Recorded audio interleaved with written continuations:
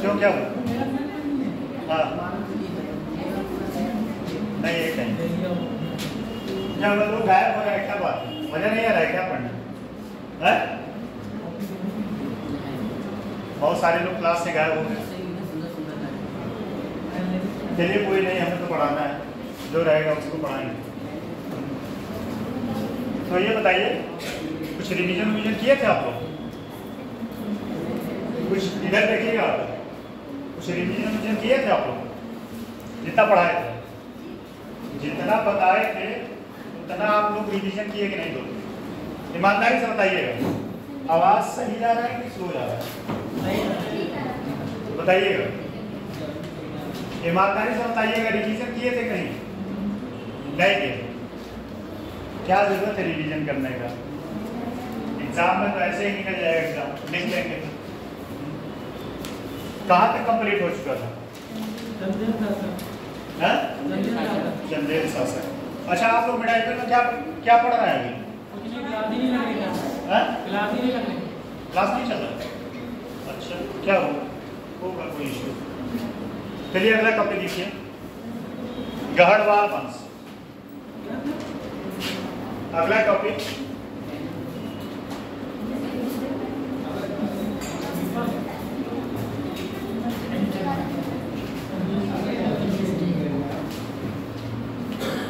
Topic आपका है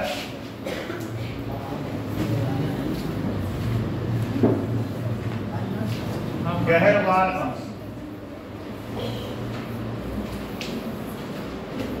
ठीक है, टॉपिक का नाम लिख लीजिएगा। इसकी स्थापना जो है, स्थापना इसका हुआ था 1090 में। कितने में? 1090 ईस्वी, ईसा पूर्व में, ईस्वी में। ठीक है, कौन किया था? चंद्रदेव।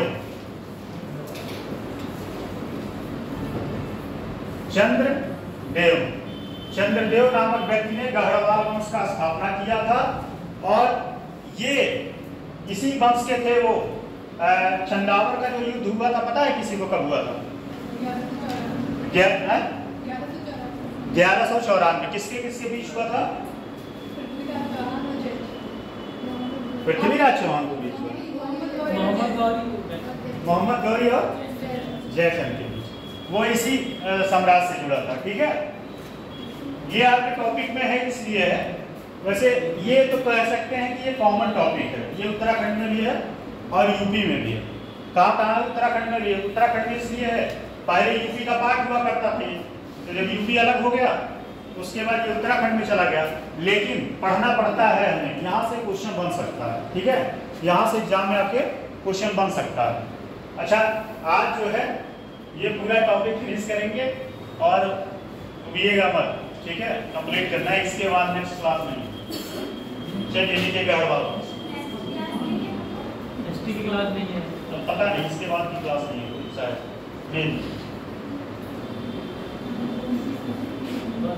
चलिए देखिए, गहड़वाल वंश।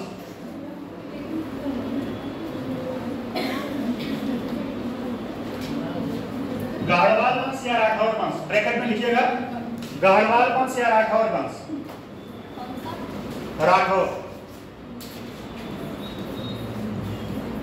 राठौर वंश, ब्रैकेट में इसको लिखिएगा, राठौर वंश। प्रतिहार साम्राज्य के विघटन के पश्चात प्रतिहार साम्राज्य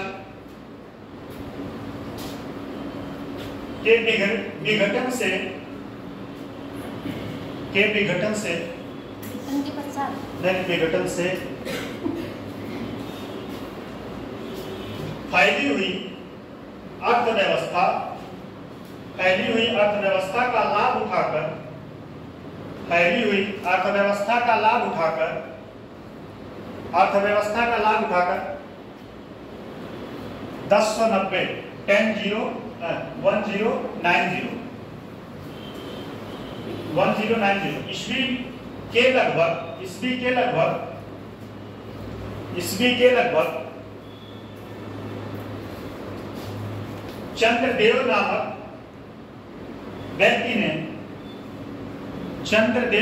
व्यक्ति ने गढ़वाल वंश और कन्नौज वंश भी थोड़ा सा इसमें शामिल था। चंद्रदेव नामक व्यक्ति ने कन्नौज पर अधिकार कर लिया।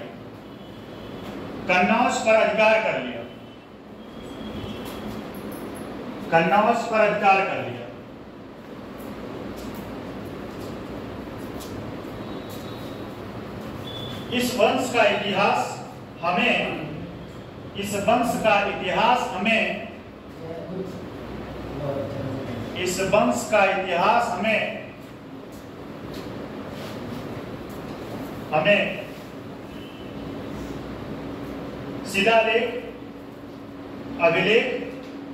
शिलालेख या अभिलेख से ज्ञात होता है। अभिलेखों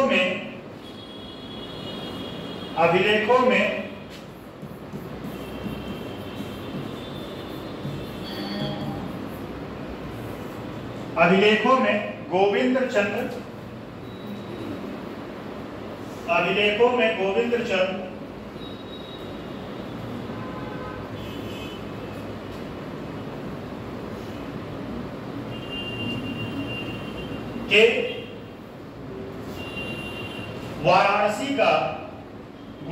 चंद्र के वाराणसी का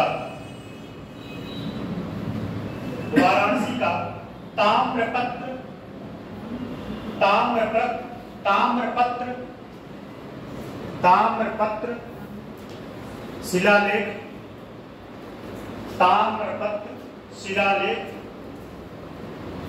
तथा कुमार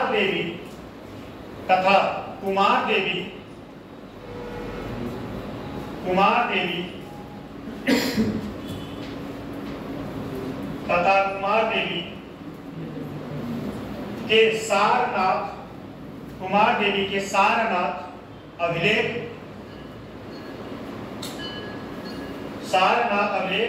प्रमुख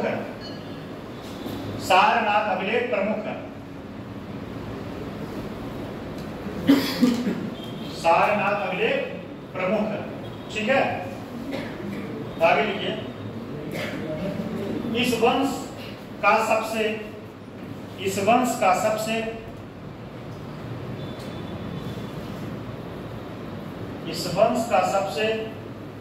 शक्तिशाली शासक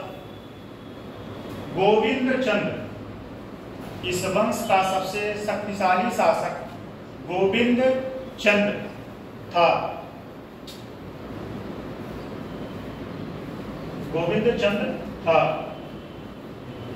उसके लेखों में उसे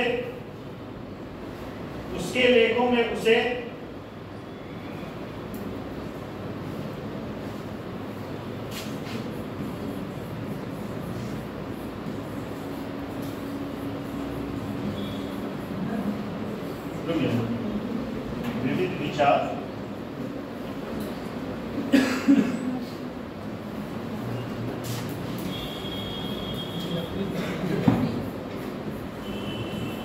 ये पूरा एक में रहेगा। विविध विचार वाचस्पति, ये पूरा एक में रहेगा।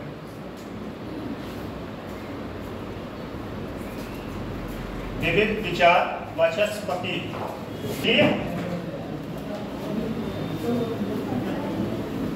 देखिए आप लोग, ये लिखिए कहीं, विविध विचार वाचस्पति कहा गया। उसके मंत्री लक्ष्मीधर ने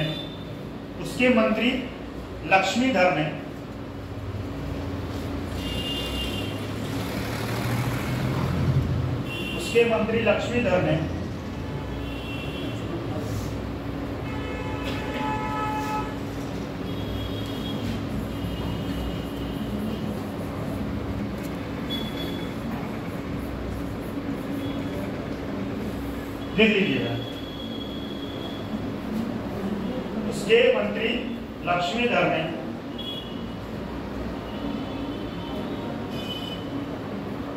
कृत्य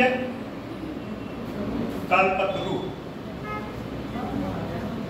कल यहाँ कल पर यहाँ तय लिखिएगा बस, सही। कल्पतरु नामक ग्रंथ लिखा था, नामक ग्रंथ लिखा था। कौन लिखा था? लक्ष्मीधर, उसके मंत्री।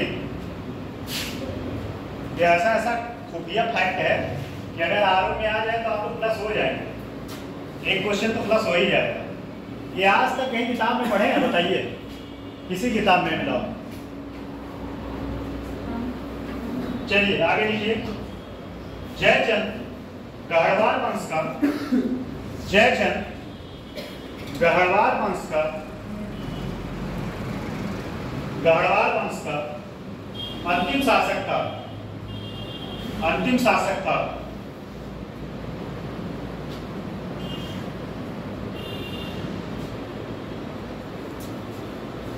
जिसे मोहम्मद गौरी ने, जिसे मोहम्मद गौरी ने कितने में पराजित किया था? 1100 या 1294 या 1394 या 1494? 1194 ईस्वी में जयचंद को कौन पराजित किया था? जयचंद के युद्ध में पराजित किया। गौरी ने 1194 ईस्वी में चंदावर के युद्ध में, चंदावर के युद्ध में, चंदावर के युद्ध में पराजित किया था।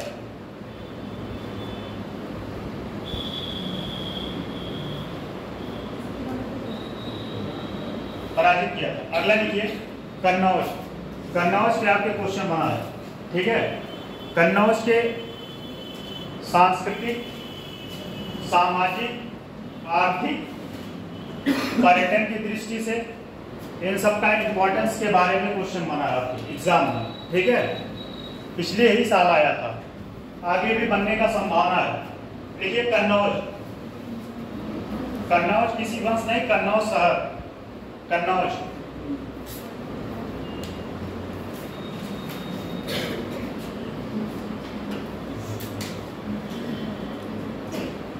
देख लीजिए कन्नौज।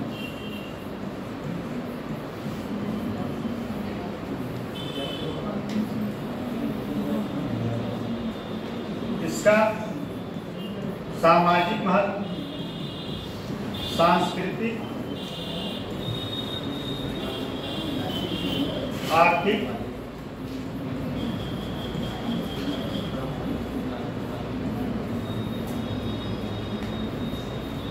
सामाजिक, आर्थिक, सांस्कृतिक इन महत्व के बारे में आपको लिखना है। और उसके बाद एक है पर्यटन। पर्यटन एक एक करके एक एक के बारे में हम लिखवा दे रहे हैं। तो एग्जाम में आपके क्वेश्चन ऐसे ही बनेगा। कन्नौज के क्वेश्चन ऐसे ही बनेगा। कन्नौज के सामाजिक पक्ष पर टिप्पणी लिखिए, या दूसरा क्वेश्चन बन सकता है उसके आर्थिक पक्ष पर, उसके आर्थिक पक्ष पर, ठीक। लिखिए कन्नौज, कन्नौज लिखिए। यह शहर गंगा नदी के, यह शहर, पहला लिख लीजिए कन्नौज का महत्व।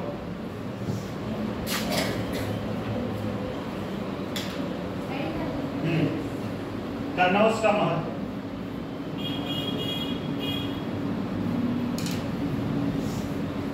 यह शहर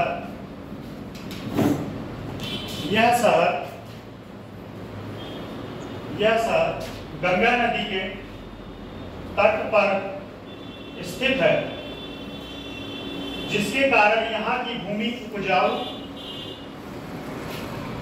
जिसके कारण यहाँ की भूमि उपजाऊ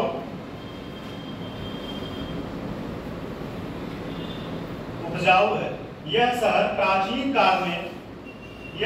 प्राचीन काल से ही एक महत्वपूर्ण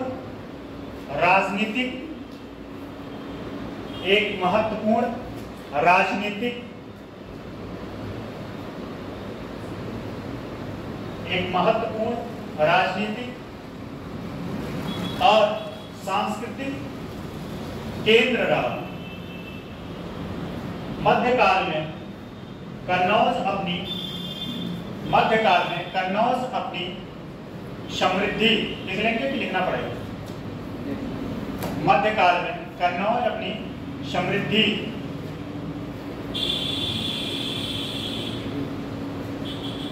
एवं शक्ति प्रभाव के लिए जाना जाता था। ठीक है,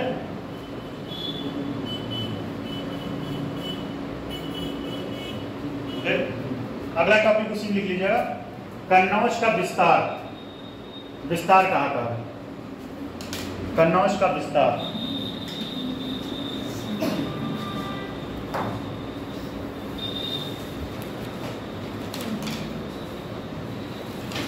देखिए, कन्नौज के लिए यह त्रिपक्षीय संघर्ष कौन था? त्रिपक्षीय संघर्ष कोई बताएगा? कौन लास्ट में वो विजयी हुआ? अच्छा, यह युद्ध क्यों हुआ था? हाँ बताइए, ये त्रिपक्षीय युद्ध किसके लिए हुआ था या क्यों हुआ? कन्नौज पर अधिकार करने के लिए। उसके पीछे का कारण क्या था, महत्व क्या था कन्नौज का? गंगा नदी के किनारे आर्थिक दृष्टि से कन्नौज, अगर वहां पे कब्जा होता तो साम्राज्य का समृद्धि आर्थिक रूप से वह सबल होता। ठीक, देखिए क्या लिखे? त्रिपक्षीय संघर्ष लगभग 200 वर्षों तक चला। अंततः गुर्जर प्रतिहार शासक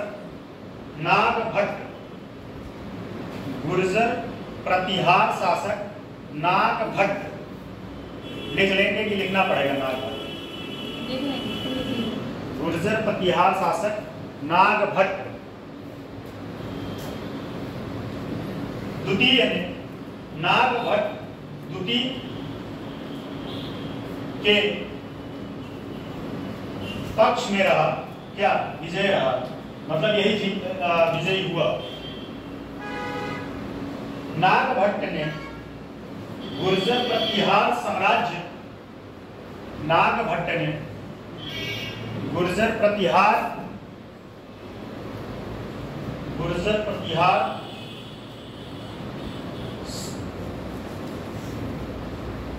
साम्राज्य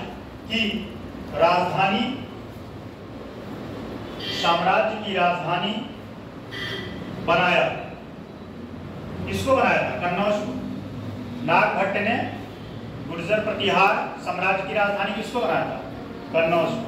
ठीक, इस साम्राज्य ने लगभग 300 सदियों तक शासन किया। कौन 300 वर्षों तक शासन किया? गुर्जर प्रतिहार। ठीक, अब लिखिए कन्नौज की महत्ता के कुछ कारण। कन्नौज क्यों महत्व रहा? कन्नौज का महत्व क्यों रहा? उसके पीछे का कारण क्या था? पहला पॉइंट इसमें लिख लीजिए, हेडिंग है राजनीतिक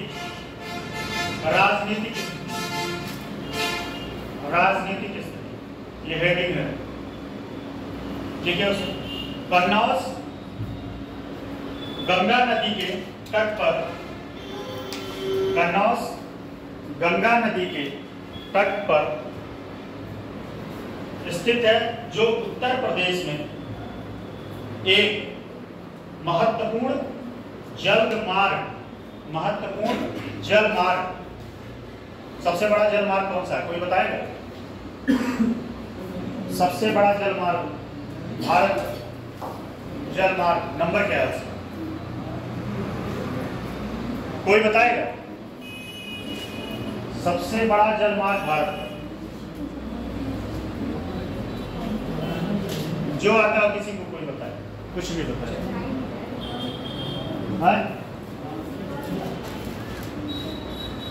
नहीं बताए? बनारस, प्रयाग से जोड़ा जाता है। प्रयाग से टोटल कितना है? 1600 कुछ किलोमीटर। उसका नाम क्या है? जैसे NH 1, NH 2, NH 3 या 37 ऐसे नाम होता है, ऐसे उसका भी नाम है। ऑप्शन दे? अभी कोई बताया है? क्या बताया? नहीं, इसका जलमार्ग नंबर 1, जलमार्ग संख्या 1 क्या है? और ये सबसे बड़ा है, सबसे बड़ा। और ये राष्ट्रीय जलमार्ग है, ध्यान दिया, राष्ट्रीय जलमार्ग। अच्छा, अभी हाल ही में रिसेंट में उत्तर प्रदेश में एक और कार्यक्रम शुरू किया गया है, योगी आदित्यनाथ के द्वारा सरजू नदी को लिंक कर रहे हैं। सरजू नदी को लिंक करेंगे, सीधे ऐसे घाघरा से मिलाते हुए। चलिए लीजिए, बता तो दिए। एक नंबर राष्ट्रीय जलमार्ग संख्या 1, राष्ट्रीय जलमार्ग संख्या 1 वो NH वो होता है, हाईवे वाला होता है, वो उसका NH नहीं होता है। राष्ट्रीय जलमार्ग संख्या नंबर 1। चलिए लिखिए, इससे इस शहर को व्यापार और एक बात भरोसा रखिए, अगर पूरा क्लास कर लिए प्रीलिम्स का बहुत सारा क्वेश्चन आप लोगों को कवर करा देंगे। जो लोग क्लास छोड़ रहे हैं उन लोगों के दुर्भाग्य है। क्या हुआ, क्या बोल रहे? यहाँ तक आवाज नहीं आ रहा। क्या उनका बहुत लॉस है? क्यों लॉस है बताइए? हम क्लास छोड़, हाँ वो तो है। वही मैं कह रहा हूँ कि आप भरोसा रखिए, जब तक छठवां पेपर पढ़ाएंगे बहुत सारा प्रीलिम्स का क्वेश्चन कवर करा दें। लगभग ज्यादा क्वेश्चन मुझे याद है। चलिए ठीक है, लिखिए आगे। जब आगे का कोई पेपर दोगे ना तब पता चलेगा, मेरे सर पे ये डिस्कस किए थे क्लास में। सब तो आगे पहुंच गया, दिसंबर 2025 में नहीं, आरो का होगा पेपर, आरो का होगा पेपर, आरो का श्योर है। PCS का भी होगा, अभी कोई कंफर्म नहीं है लेकिन होगा। PCS का तो सर आ गई डेट, PCS की तो आ गई, कौन बताया? दिसंबर में कटिंग की सर, PCS की सर आ गई डेट। कौन बताया भैया? आप कहाँ से आप कटिंग? सर देखिए, नहीं आप पढ़ के बताओ, इतना टाइम नहीं सर कल के पेपर में 12 तारीख के। ऐसे ही संक्षेप में बताओ, पूरा पढ़ने की जरूरत नहीं। संक्षेप में सर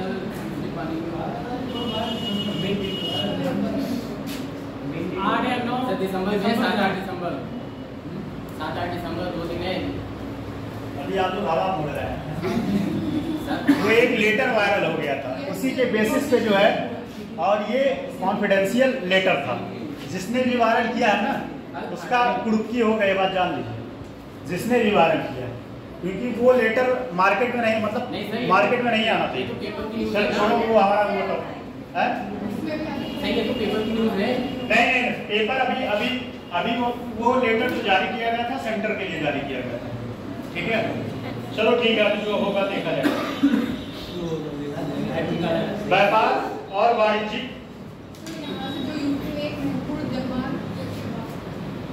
जलमार्ग पूरा हो गया, कंप्लीट भी हो गया। जलमार्ग है। उसके बाद इससे इस शहर को व्यापार और वाणिज्यिक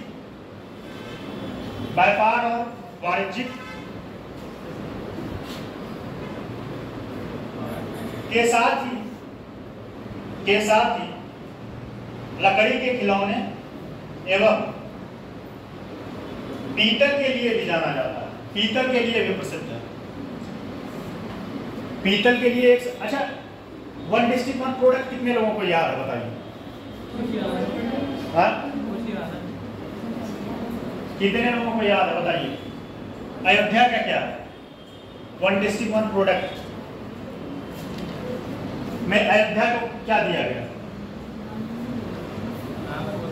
कौशाम्बी को बता दीजिए। अच्छा, एक सिंपल सा बता दीजिए, वो बहुत फेमस है, प्रतापगढ़। ये तो बता ही देना चाहिए, ये ना बता पाए तो फिर आप बताएं। प्रतापगढ़, आंवला कौन बोला हूँ? सही। कौशाम्बी,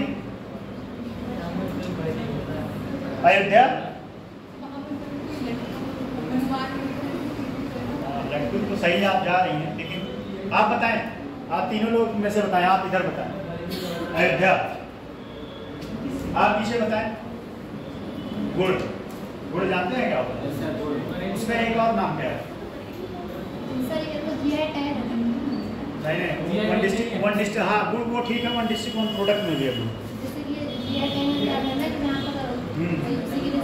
हाँ हाँ, अच्छा जीआई टैग का इम्पोर्टेंस जानते हैं आप लोग क्या होता है? किसी दिन इस पर डिस्कस करेंगे जीआई टैग का इम्पोर्टेंस क्या है। ये वैसे जीआई टैग का टॉपिक इन्वायरमेंट टेक्नोलॉजी का है और ज्योग्राफी का, लेकिन किसी दिन डिस्कस करेंगे जीआई टैग दिया क्यों जाता है, उससे देने से उस क्षेत्र या उस एरिया का क्या प्रभाव पड़ता है जीआई टैग के। चलिए आगे लिखिए। सांस्कृति, संस्कृति विरासत, अगला हेडिंग संस्कृति विरासत। संस्कृति विरासत, यही बताने के चक्कर में हमारा क्लास पीछे हो जा रहा है। सोचते हैं जो मुझे आता है थोड़ा बहुत बता दें, जो ज्ञान आप लोग हो सकता है लाभ मिल जाए एग्जाम, एक दो क्वेश्चन फायदा हो जाएगा, याद करेंगे। वाराणसी शहर, देखिए संस्कृति हेडिंग है संस्कृति विरासत, उसमें लिखिए वाराणसी शहर अपनी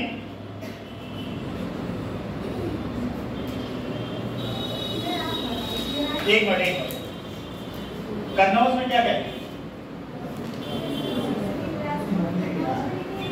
नहीं, कन्नौज का नहीं लिखा है, बता रहे।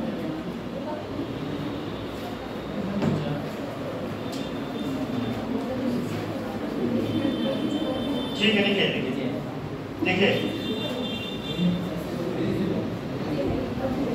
लिखिएगा। वो टॉपिक थोड़ा सा हेडिंग जो है उसको करेक्शन कर लीजिएगा। कृषि, करेक्शन कर लीजिएगा। कृषि योग्य भूमि, कृषि योग्य भूमि हेडिंग है, कृषि योग्य भूमि। लिखिए, जल्दी लिखिए। कन्नौज के आसपास का क्षेत्र, कन्नौज के आसपास का क्षेत्र कृषि योग्य भूमि से समृद्ध है, कृषि योग्य भूमि से समृद्ध। कल मैं इस पे क्वेश्चन दूंगा और आप लोगों को लिख के ले आता हूँ कन्नौज, ठीक है? और लिखना है 200 शब्दों में, 250 भी हो सकता है, 220 भी हो सकता है, ये नहीं एग्जैक्ट 200। कृषि भूमि से, कृषि भूमि से, कृषि भूमि के आसपास क्षेत्र समृद्ध है, इससे शहर को एक समृद्धि और इससे शहर को एक समृद्धि और शक्तिशाली राज्य की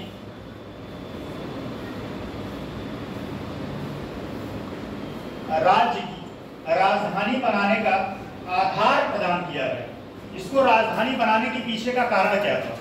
क्योंकि यह क्षेत्र जो है उपजाऊ था, गंगा नदी के तट पे था, समृद्ध था, और स्वाभाविक सी बात है कोई क्षेत्र या शहर जब समृद्ध होगा तभी उसको अपना कैपिटल बनाएंगे। ठीक, देखिए अगला है सांस्कृतिक महत्व। सांस्कृतिक महत्व लिखे नहीं है ना अभी, नेक्स्ट टॉपिक है, इसी पे है, अभी कन्नौज का ही संधिवार है।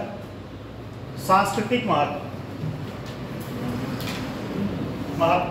कन्नौज एक महत्वपूर्ण सांस्कृतिक केंद्र भी था। इस शहर में कई शिक्षा संस्थानों और मंदिर की स्थापना की गई। इस शहर में कई शिक्षा संस्थानों, मंदिर की स्थापना की गई। अगला लिखिए, अगला उसमें हेडिंग कन्नौज की उपलब्धियां। कन्नौज की उपलब्धियां, कन्नौज पर अगला हेडिंग कन्नौज पर, ये कन्नौज के बारे में है, ये सब हेडिंग है, ठीक है, मेन हेडिंग नहीं है। कन्नौज पर हर्षवर्धन भी शासन किया था, जो कन्नौज पर हर्षवर्धन भी शासन किया था, जो एक महान साम्राज्य,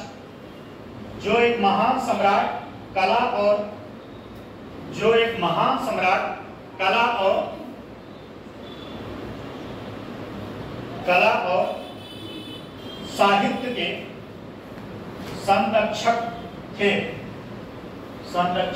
थे।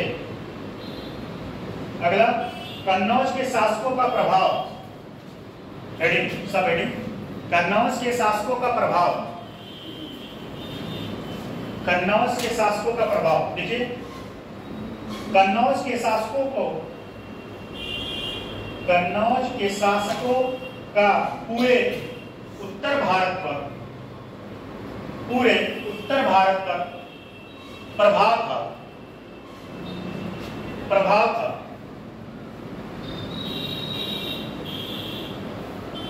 उन्होंने कई अन्य राज्यों के साथ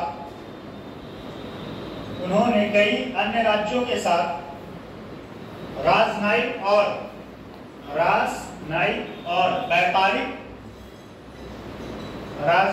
और व्यापारिक संबंध स्थापित किए थे।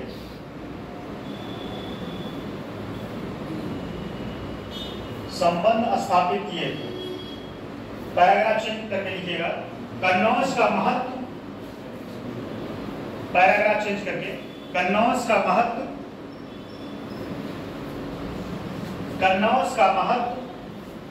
12वीं शताब्दी में कम हो गया। 12वीं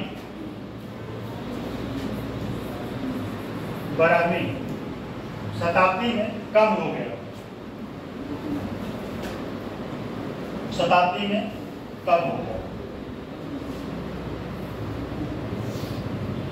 जब शहर को तुर्कों द्वारा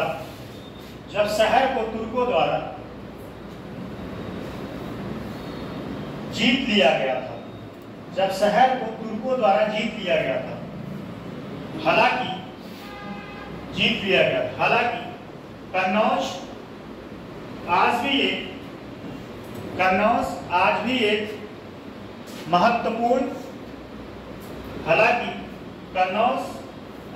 एक महत्वपूर्ण ऐतिहासिक और सांस्कृतिक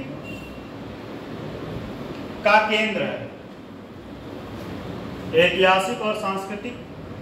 है। अब लिखिएगा प्राचीन शहर। चलिए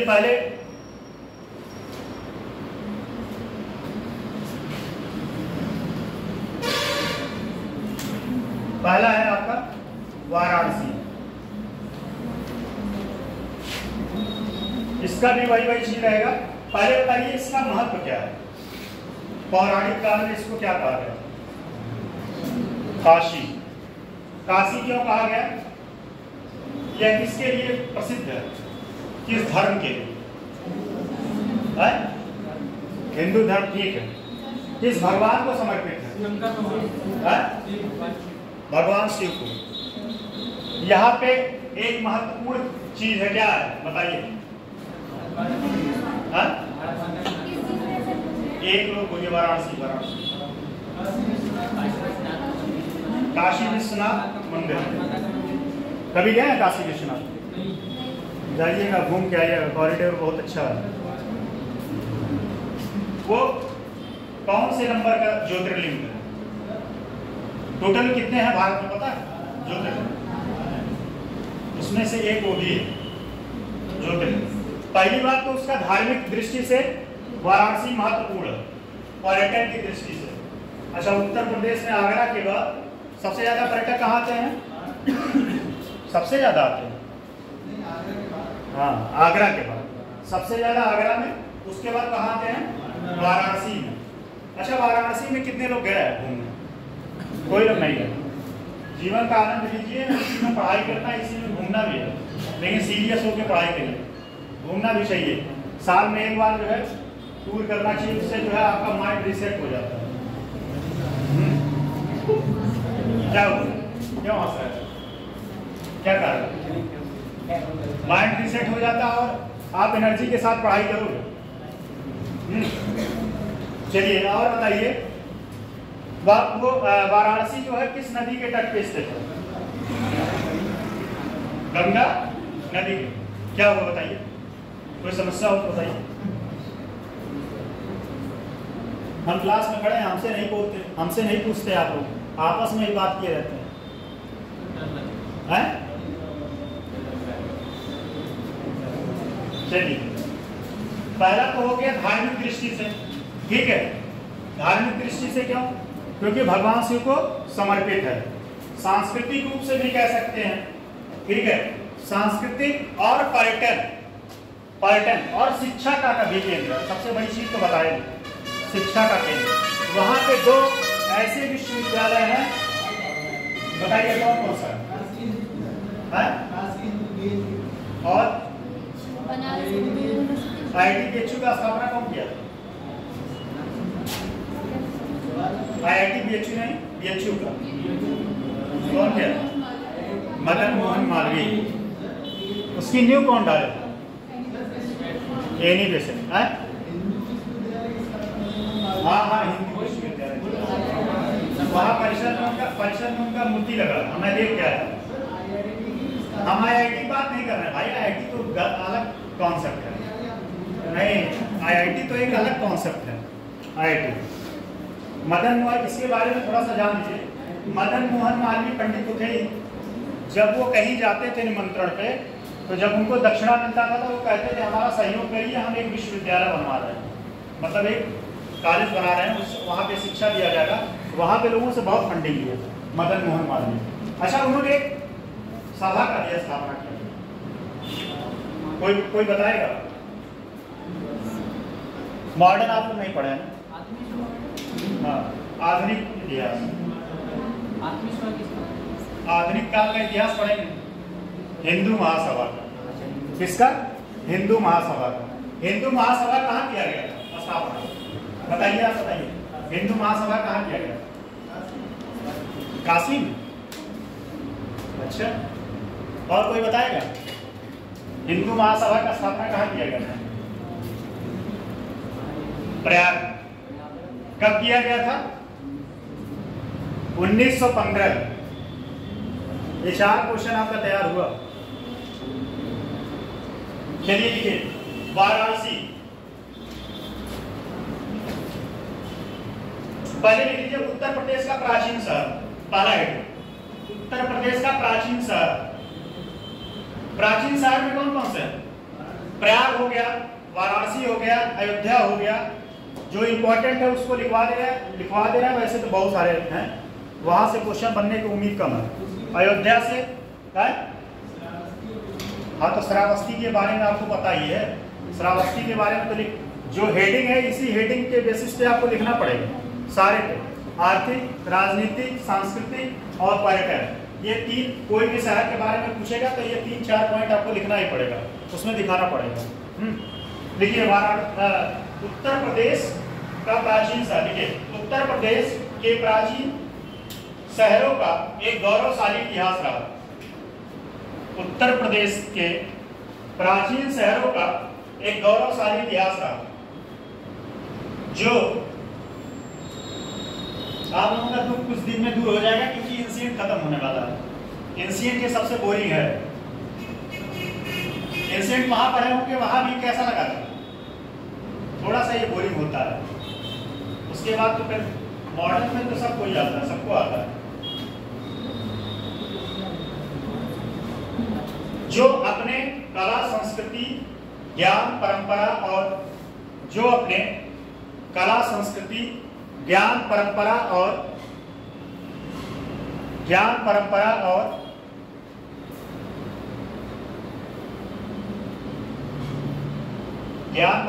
और वाणिज्यिक के लिए प्रसिद्ध रहा, जिसमें वाणिज्यिक के लिए प्रसिद्ध रहा, जिसमें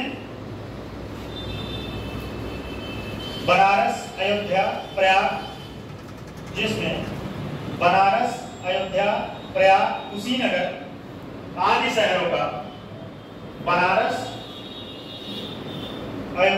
प्रयाग, कुशीनगर आदि शहरों का प्रमुख स्थान है। पहले इसका महत्व है।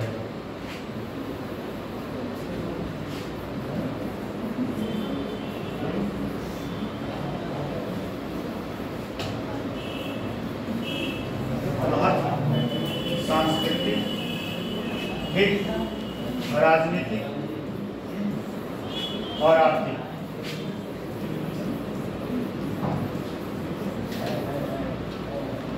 पहला लिखिए वाराणसी। अब इसमें प्राचीन साहित्य के बाद में लिखिए वाराणसी। वाराणसी का महत्व, ब्रैकेट में लिखिए बनारस या ब्रैकेट में बनारस। बनारस का महत्व, यह शहर गंगा नदी के तट पर स्थित है, जिसे देवों की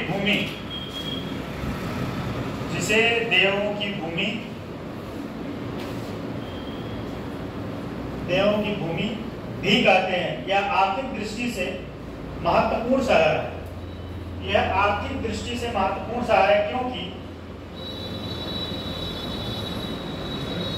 क्योंकि जलमार्ग होने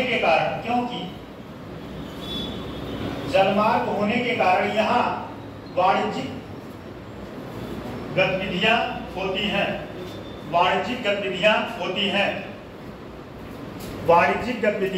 होती हैं।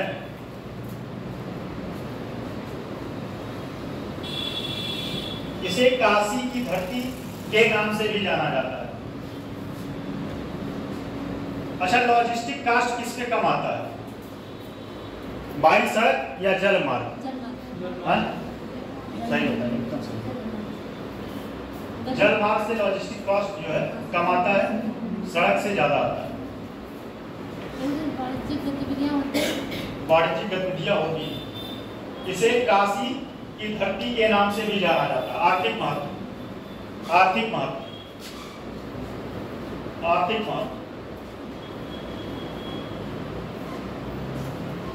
वाराणसी राजनीतिक रूप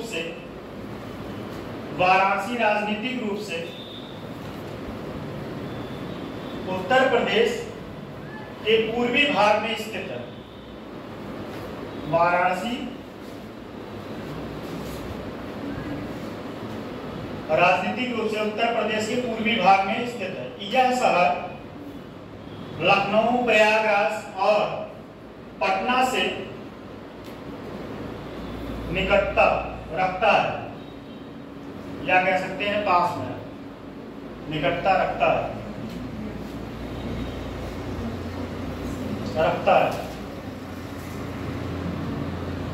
जिसके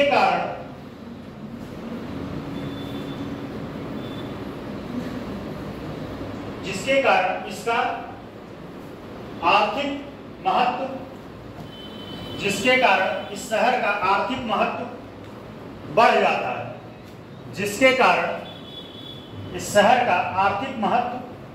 जाता है।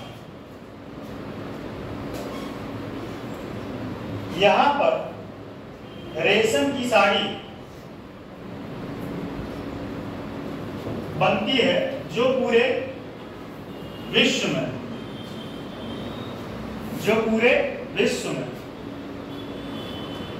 प्रसिद्ध है, अच्छा, एक करंट का क्वेश्चन है। संघाई सहयोग संघ की जब बैठक हुई थी, इस शहर को सांस्कृतिक कैपिटल घोषित किया गया था। कल्चरल, कोई बताएगा? वाराणसी को। किसको? वाराणसी। वाराणसी को क्या कहा जाता है आप बताएं? वाराणसी को किसको उपमा दिया जाता है? किस शहर का उपमा दिया जाता है? कोई विदेश का एक शहर है।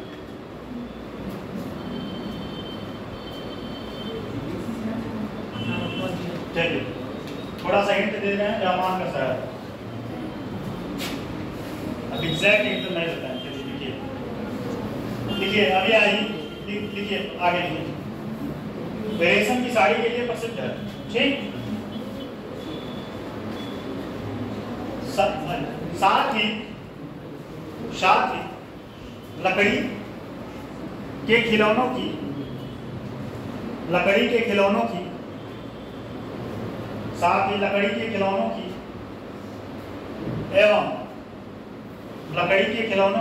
एवं पीतल के लिए भी प्रसिद्ध माना जाता है।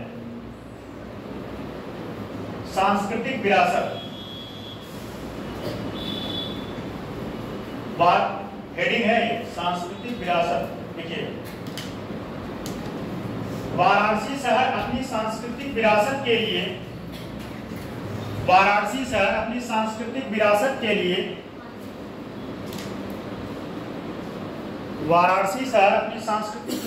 लिए जाना जाता है। यह शहर अपनी कला, संस्कृति और साहित्य के लिए विश्व प्रसिद्ध है। यह शहर अपनी कला, संस्कृति, साहित्य के लिए विश्व प्रसिद्ध है। विशेष रूप से सितार और तबला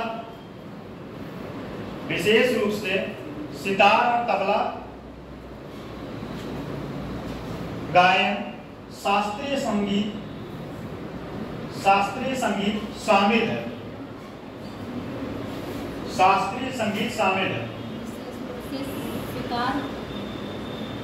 बगल वाले से देख लीजिए, शास्त्रीय संगीत शामिल है। बनारस हिंदू विश्वविद्यालय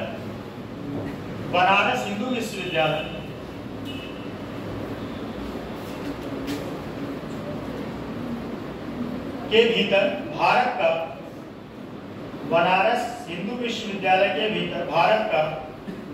कला भवन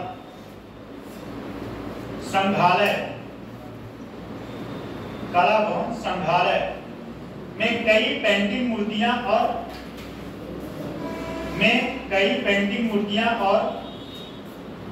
कलाकृतियां हैं।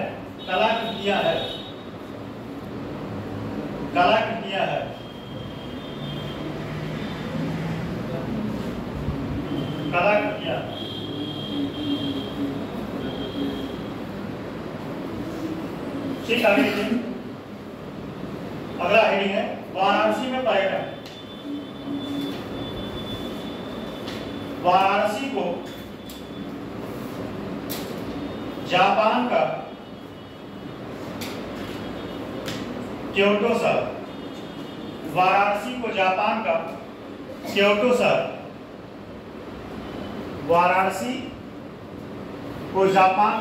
क्योटो शहर की उपमा दी जाती है। यहां से कुछ किलोमीटर पर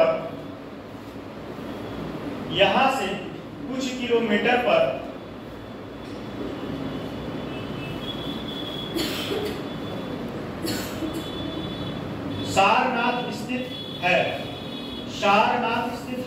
जो बौद्ध धर्म का धार्मिक स्थल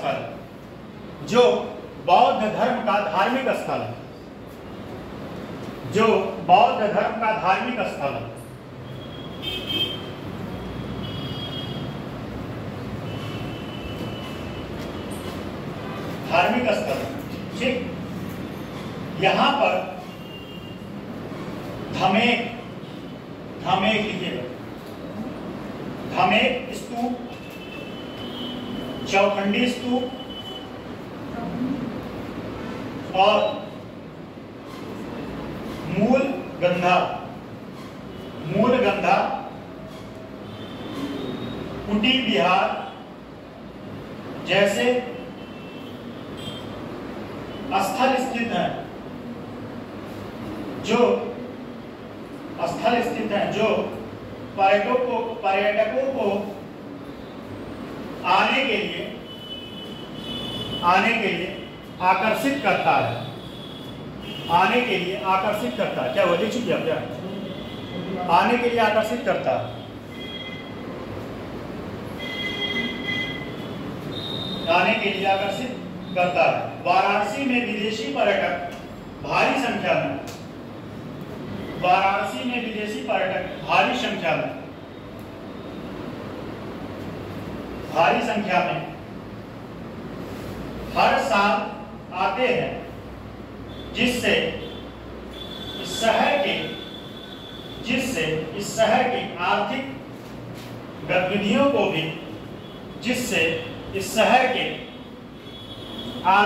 गतिविधियों को भी बल मिलता है।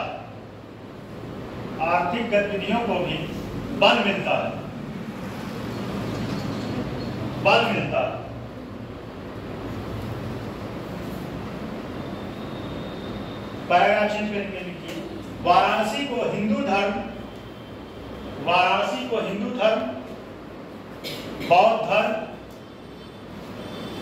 बौद्ध धर्म एवं जैन धर्म तीनों का जंक्शन कहा जाता है। जंक्शन मतलब क्या होता है पता है? क्या होता है? जहां से एक जगह से सारे जगह में जो है आप जा सकते हैं आराम से। देखिए अयोध्या के बारे में थोड़ा सुन लीजिए। अयोध्या कहाँ पे स्थित है? अयोध्या उत्तर प्रदेश में स्थित है। अयोध्या, अब तो हमें लगता है कोई ऐसा व्यक्ति नहीं होगा जो अयोध्या के बारे में न जानता हो। अयोध्या किसके लिए प्रसिद्ध है? भगवान राम नगरी के लिए। हमारे घर से 3 किलोमीटर है मंदिर। कभी जाइएगा, बहुत सुंदर बना है अयोध्या। कोई लोग गए हैं नहीं? घूम के आइएगा। अब कहेंगे सर यहाँ घूमने के लिए बताया, घूमिएगा, घूमना चाहिए। हाँ, इससे आपको 2-3 चीज फायदा होगा। पहली बात तो मंदिर कला आपका पता चलेगा कि वो मंदिर किस कला में बना है, किस शैली में बना है। ठीक है, आर्ट एंड कल्चर में पढ़ाए होंगे सर आपके, किस कल्चर में होगा? अच्छा, कौन कौन सी शैलियाँ हैं बताएंगे हम, लेकिन हमारा इतना दर्द नहीं रहेगा।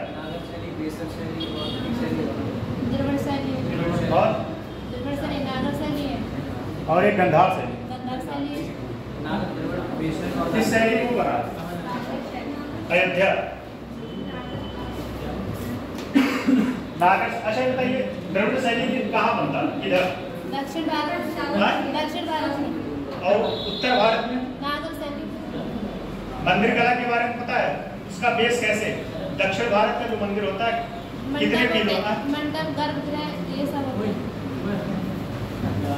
चलिए देखिए आगे। अयोध्या हेडिंग है, यह शहर भगवान राम की भूख तो नहीं लग रहा है ना आप लोगों को? है?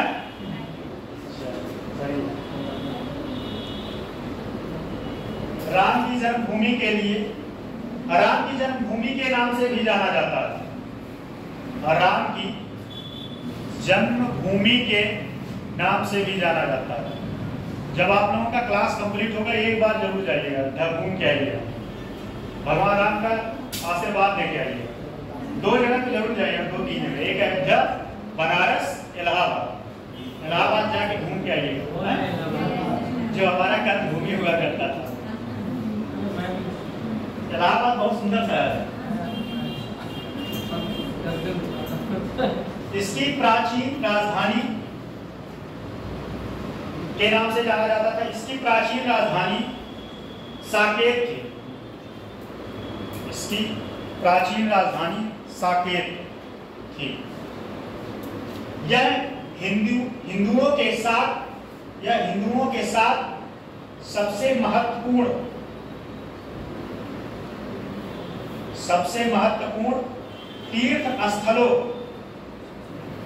तीर्थ स्थलों ब्रैकेट में लिखिएगा मोक्षदायिनी।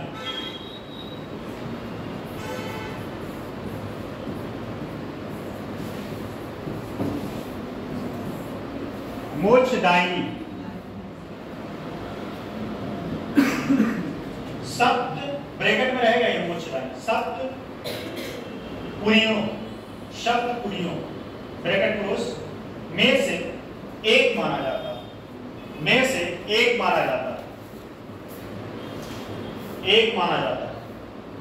अयोध्या शहर का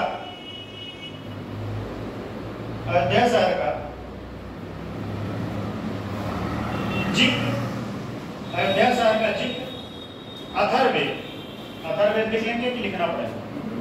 अथर्ववेद, इसका जिक्र अथर्ववेद में देवताओं द्वारा निर्मित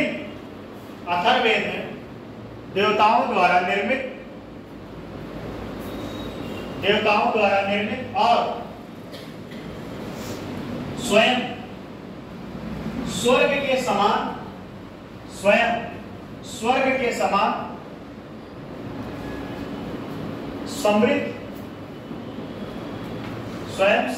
समान समृद्ध के रूप में किया जाता है। क्या इसका जिक्र किया जाता है? अब जो है ऐसे गोला बनाइएगा। पहले लिखें अयोध्या, ठीक। अब गोला बना लीजिएगा और उसके चारों तरफ अभी आप लोगों को स्वयं काम करना है, ठीक। सब शहर के बारे में लिखवाएंगे तो लिखवाते रह जाए। पहला ऊपर लिख लीजिए सांस्कृतिक महत्व। ये टॉपिक तभी पूरा होगा जब इसके सब पहलू पर लिखेंगे आप। अयोध्या शहर, अगर उत्तर प्रदेश के प्राचीन शहर अयोध्या के बारे में पूछा तो इतना पॉइंट आपको लिखना पड़ेगा। मैं पॉइंट लिखवा दे रहा हूँ। सांस्कृतिक, फिर दूसरा लिख लीजिएगा भौगोलिक, तीसरा सांस्कृतिक, ब्रैकेट में लिख लीजिएगा तीर्थ यात्रा के सांस्कृतिक महत्व। हाँ, सांस्कृतिक नीचे वाले लिख लीजिए सांस्कृतिक। सबका अलग अलग रहेगा। सबसे ऊपर क्या लिखे? सबसे ऊपर सांस्कृतिक लिखे पहले ना।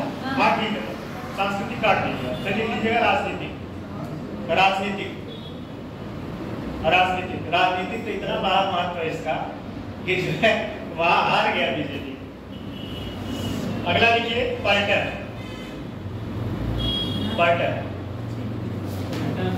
चार कौन कौन सा पॉइंट हुआ इसका? सांस्कृतिक महत्व, इतना आपको लिखना पड़ेगा तब ये आंसर कंप्लीट होगा। और जो पॉइंट बताए हैं, जैसे जो है क्या नाम, बनारस के बारे में बताए हैं, वैसे इसमें भी लिखना पड़ेगा, ठीक है। तो दो पॉइंट डाल दीजिएगा। सांस्कृतिक क्या हो गया? भगवान राम की नगरी है, यहाँ दीप उत्सव मनाया जाता है। क्या मनाया जाता है? दीप उत्सव कब मनाया जाता है? दीपावली के पहले कि दीपावली के बाद? दीपावली के पहले या दीपावली के बाद बताइए? दीपावली के पहले मनाया जाता है। और आपको एक और इंटरेस्टिंग बात बताएं, दीप उत्सव को किसमें शामिल किया गया था? दीप उत्सव को किसमें शामिल किया गया? बताइए, आप बताइए। Guinness book of the world. Guinness book of the world के बारे में पता है आपको? क्या होता है? मैं Guinness book of the world के बारे में पूछ रहा हूँ, क्या होता है? जब आप कुछ अद्भुत करते हैं, अनक्रिएटेबल, जब आप कुछ अनक्रिएटेबल करते हैं जो सामान्य से बहुत ऊपर होता है। जैसे अभी कोई एक है जो दंड बैठक मारता है लगभग एक बार में 1000, उसका भी Guinness book of the world में नाम दर्ज है। डिप्स मारता है, 5000 डिप्स मारा हो एक बार। हरियाणा का है वो। मुझे नाम नहीं पता, तो उसका भी Guinness book of the world में नाम है। एक और नाम बता दे फेमस है। आप लोग करंट देखते हैं कि नहीं? करंट किसको फॉलो करते हैं बताइए? आप करंट देखते हैं नहीं? आप लोग बताएं। आप लोग बड़े शांत रहते हैं, क्या बात है?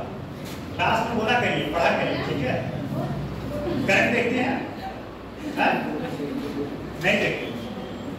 करंट एक और फेमस टीचर है, मैं उनका नाम बता दे रहा हूँ। उनका भी नाम जो है Guinness book of the world में उनके लिए होता कुमार गौरव नाम। उनका यूट्यूब पे अभी तक का इतिहास है 3,60,000 लोग जो है देखे थे करंट एक बार लाइव। आप लोग भी कुछ ऐसा काम करेंगे तो Guinness book of the world में नाम दर्ज हो जाएगा। प्रयास करिएगा कुछ ऐसा करने के लिए, करेंगे ना? चलिए अब लिखिए मध्यकालीन, ये खत्म। अब एक और लिख लीजिए मथुरा। मथुरा भी इंपॉर्टेंट है। मथुरा, मथुरा के बारे में लीजिए। यह शहर, अगला है, यह शहर यमुना नदी के तट पर स्थित है। यह शहर यमुना नदी के तट पर स्थित है। यह शहर यमुना नदी के तट पर स्थित है, जो एक प्राचीन शहरों में से एक है।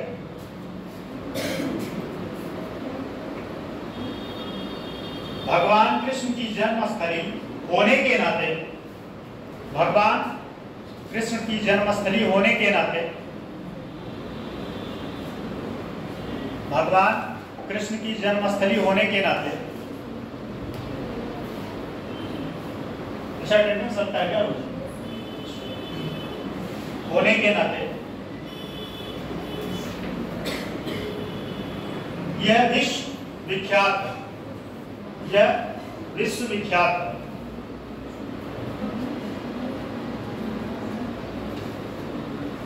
सिल्क रोड इस शहर से ही गुजरता था। प्राचीन, सिल्क रोड के पहले बस लिख लीजिएगा, थोड़ा सा उसमें करेक्शन करिए।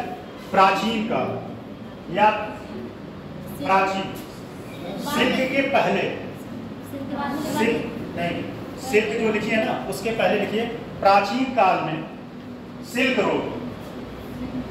प्राचीन काल में सिल्क रोड, सिल्क, अरे भाई सिल्क नहीं, रेशम नहीं जानते? हाँ, सिल्क रोड। अच्छा एक इसके बताइए क्वेश्चन, सिल्क अभी हाल ही में ये किसका कॉन्सेप्ट आया? कोई देश नया निकाला, silk and belt road initiative, China. China. कौन कौन देश शामिल है? कोई बता सकता है? पाकिस्तान। बता दिए, चॉकलेट दे देंगे इसका। कौन कौन देश शामिल है इसमें? ये पाकिस्तान के साइड से निकल रहा है, उससे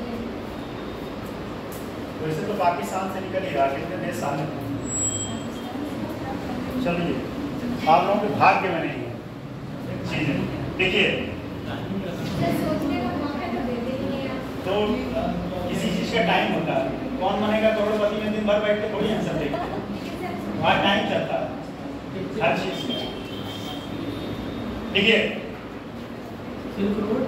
सिल्क रोड सर इस शहर से ही गुजरता था, इस शहर से ही गुजरता था। यह गुजरता था। यह बौद्ध मूर्ति कला के लिए ही, यह शहर या मथुरा लिख लीजिए, यह शहर या मथुरा बौद्ध मूर्ति कला के लिए भी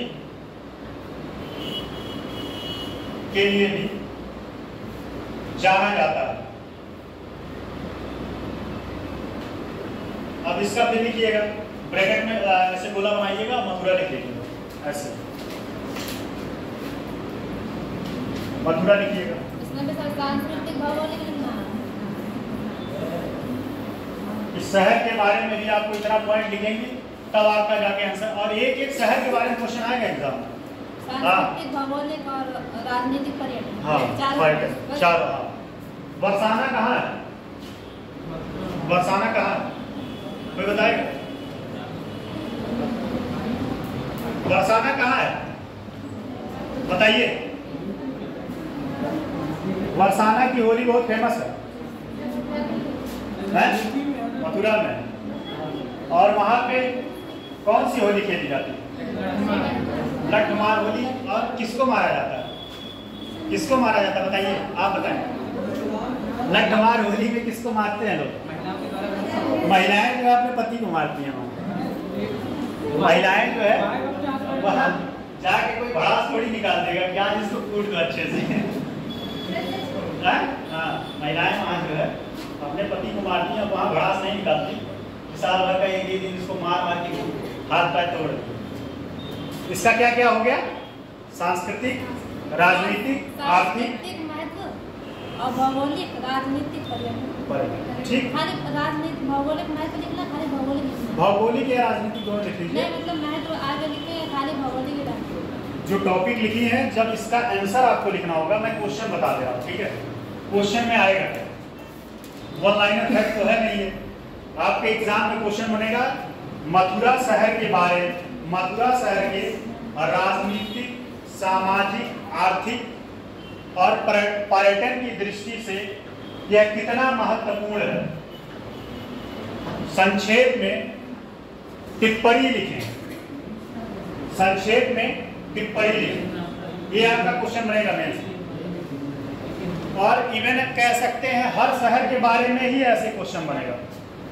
जितना शहर है प्राचीन शहर, चाहे वो कौशाम्बी हुआ, चाहे वो प्रयाग हुआ, चाहे वो वाराणसी हुआ, क्वेश्चन बनेगा तो ऐसे ही बनेगा। और आप कितना महत्वपूर्ण है, मतलब इसमें सभी का महत्व लिखना है ना, भौगोलिक डालना है। हेडिंग डालेंगे आप, हेडिंग डालेंगे तो भौगोलिक में लिखेंगे भौगोलिक क्षेत्र में कि कहाँ पे स्थित है, इसकी स्थिति क्या है भौगोलिक। ठीक है। पर्यटन की दृष्टि से यहाँ पे विदेशी पर्यटक आते हैं। आर्थिक दृष्टि से क्या, विदेशी पर्यटक आएंगे तो आर्थिक गतिविधियां जो है तेज होंगी। अच्छा, पर्यटन के आने से क्या फायदा होता है बताएगा कोई? पैसे आते हैं। पैसा आता कैसे आता है? पैसे घूमने जाते हैं ना, तो अच्छे साइड होते हैं ना, तो घूमने जाते हैं विदेशी लोग, उनका टिकट लगता है। टिकट लेगा तो जाएंगे, टिकट लेगा पैसे। वहाँ जॉब क्रिएशन होता है। इकोनॉमिक्स का एक कॉन्सेप्ट है जॉब क्रिएशन। किसी को पता है job creation? Job creation sir इसका मतलब ये है कि वहाँ पर सफाई कर्मचारी में जो सफाई करने वाले हैं तो उनके लिए एक सफाई का जॉब मिल जाएगा, उसको मेंटेनेंस करने के लिए उसका एक अलग जॉब मिल जाएगा, और टिकट काटने के लिए एक अलग वर्कर रख दिया जाएगा। सही है, ठीक है। और यही कॉन्सेप्ट इसमें था। जैसे जो किसी क्षेत्र को जीआई टैग दिया जाता है तो जीआई टैग देने के पीछे क्या होता है? मान लीजिए फॉर एग्जाम्पल इसी रूम के इस डेस्क को जीआई टैग दे दिया गया। ठीक, अब इस डेस्क को दे दिया गया, अब इसको लोग देखने आएंगे। ठीक है, इसको परचेज करेंगे कि इसमें क्या खास बात है। देखने आए, पर्यटक आए, ठीक, परचेज करेंगे, खरीदेंगे, क्या मिलेगा? पैसा मिलेगा। ठीक है, उस क्षेत्र का जो है दूर दूर तक लोग जानेंगे, उससे क्या होगा? उसका महत्व बढ़ेगा। क्या होगा? लेकिन इस बेच को सिर्फ कुछ लोगों के लिए रिजर्व भी तो कर दिया जाएगा। नहीं, जैसे जीआई टैग जो दिया जाता है उस चीज का वही उत्पादन हो सकता है। सबसे मेन पॉइंट, की पॉइंट क्या है? जैसे आप समझिए इस बात को, एक मिनट मेरी बात को समझिए। जैसे ये मेज है, ठीक, ये मेज अब इसको जीआई टैग मिला तो ये मेज यहीं पे बनेगा। ये इसकी भौगोलिक स्थिति है, क्या है? और जीआई टैग का वो जो है पूछा, फुल फॉर्म पूछा, जीआई टैग का क्या होता है? पिछले साल पूछा था शायद 19 या 20 में। आपने सही बताया। हाँ, ठीक। तो ये आपका मिला के आपका प्राचीन शहर, फिर उसके बाद इसका इतिहास प्राचीन का खत्म हो गया। अगला टॉपिक है आपका मेडाइवल, मध्यकालीन। उसके बाद ये टॉपिक फिनिश। आज लिखवाएंगे, आज पढ़ लीजिए, सब खत्म करिए। 3-4 बजे तक बैठे रहिए आप, 3-4 बजे तक। हम भी खाना नहीं खाए, क्यों? हम किसी दूसरे प्लेनेट से आए क्या? अच्छा, चलिए लीजिए। आधुनिक, मध्यकालीन इतिहास। मध्यकालीन इतिहास नहीं, ये नया टॉपिक है आपका। हिस्ट्री कितने पार्ट में डिवाइड किया गया? कितने पार्ट में? प्राचीन, मध्य और आधुनिक। हाँ, तो मध्यकालीन इतिहास। मध्यकालीन इतिहास की शुरुआत कहाँ से होती है लगभग कोई बता सकता है? कौन कौन से मध्यकालीन इतिहास में साम्राज्य जो है राज किए हैं बताइए? कौन कौन सा वंश आया? दिल्ली सल्तनत आया। हाँ? दिल्ली सल्तनत। हाँ। और गुलाब वंश। हाँ। और ममलूक वंश। और बोलते रहिए जो सही है गलत सही गलत कम से कम बोलना तो चाहिए। बोलती है यही बहुत बड़ी बात है। आप लोग भी बोला करो। आप लोग वैसे पीछे हो रहे हो। सीरियसली बता रहे हैं, इस समय लड़कियां जो बहुत टॉप कर रही हैं। आप लोग बताइए, आप बताएं। लोधी वंश, खिलजी वंश।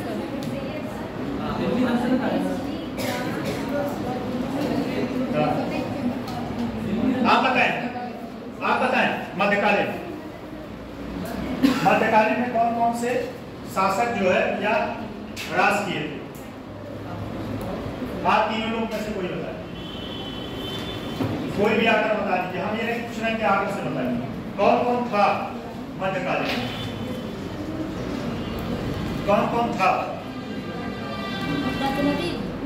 हाँ? मोहम्मद गजनवी। नाम नहीं पूछ रहे हैं, वंश का नाम पूछ रहे हैं।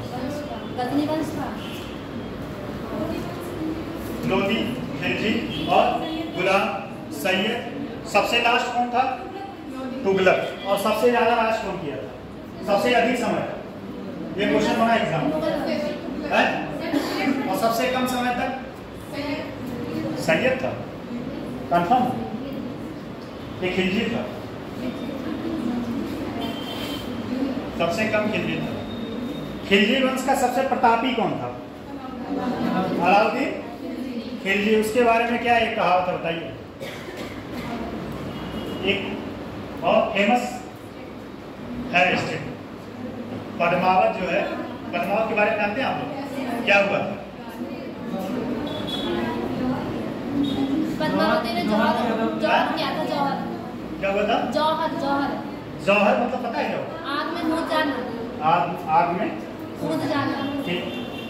कितने साम्राज्य हुए? और विजयनगर साम्राज्य किसमें था? विजयनगर साम्राज्य किसमें था हम ये पूछ रहे हैं। ये तीनों जो है उन तीनों में किसमें?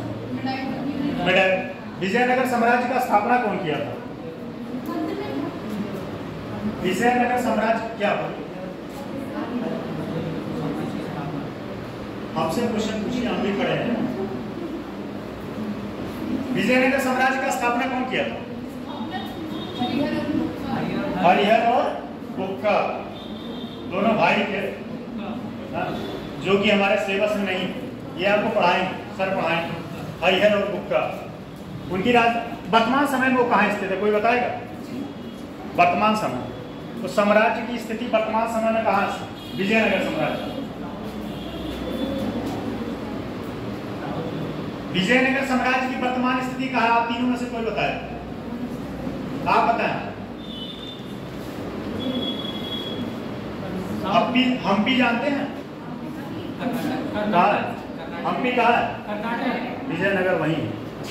और कौन वहां पे एक नदी थी बहुत फेमस थी, कौन सी नदी? बहुत सी। और कावेरी नदी, ये दोनों नदियां थी। इसके जो दोआब क्षेत्र था वहाँ चावल की खेती बहुत अच्छे से होती थी। चावल की खेती बहुत अच्छा होता था। ठीक है, लिखिए। दिल्ली सल्तनत की स्थापना से पहले उत्तर प्रदेश की स्थिति, ये टॉपिक है हेडिंग। दिल्ली सल्तनत, इतना तो माइंड आप लोगों का क्लियर हो गया होगा कि जो भी चीजें हैं वो उत्तर प्रदेश से ही संबंधित है। बाकी डिटेल पढ़ाने के लिए आपके हिस्ट्री वाले सर हैं तो पढ़ा रहे हो। हेडिंग है दिल्ली सल्तनत की स्थापना से पहले उत्तर प्रदेश की स्थिति। उत्तर प्रदेश की स्थिति क्या थी उसको बताइएगा। भूख लगेगा तो बताइएगा। हम तो कह रहे हैं आज पढ़िए आराम से 3 बजे तक, ये पूरा मध्यकालीन खत्म करते हैं। ये टॉपिक फिनिश। कितने लोग तैयार हैं 3 बजे तक बैठने? कोई नहीं तैयार? हाँ तैयार है आप?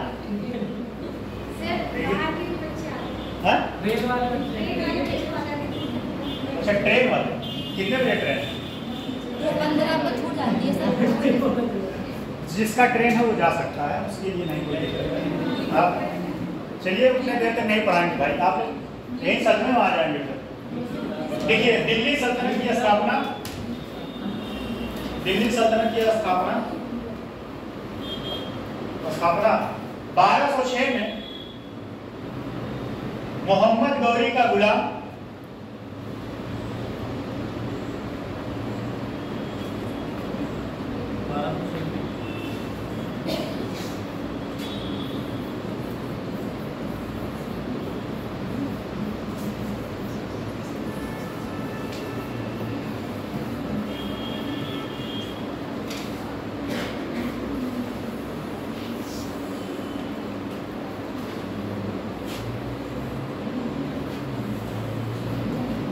स्थापना कुतुबुद्दीन ऐबक 1206 में स्थापना कुतुबुद्दीन ऐबक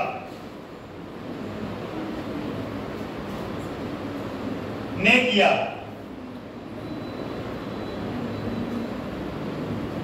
इससे एक रिलेटेड पॉइंट और बताइए, जो इसका विषय नहीं है लेकिन पूछ लेते हैं। कुतुब मीनार की स्थापना कौन किया? इसका 5वां पिलर कौन बनवाया था? 5वीं बिल्डिंग बताएं आप। हाँ? बनवाया था कि मरम्मत करवाया? कितने लोग उसमें शामिल हुए थे?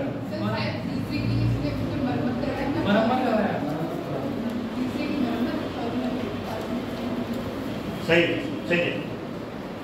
देखिए, कुतुबुद्दीन ऐबक ने किया। इसे ममलूक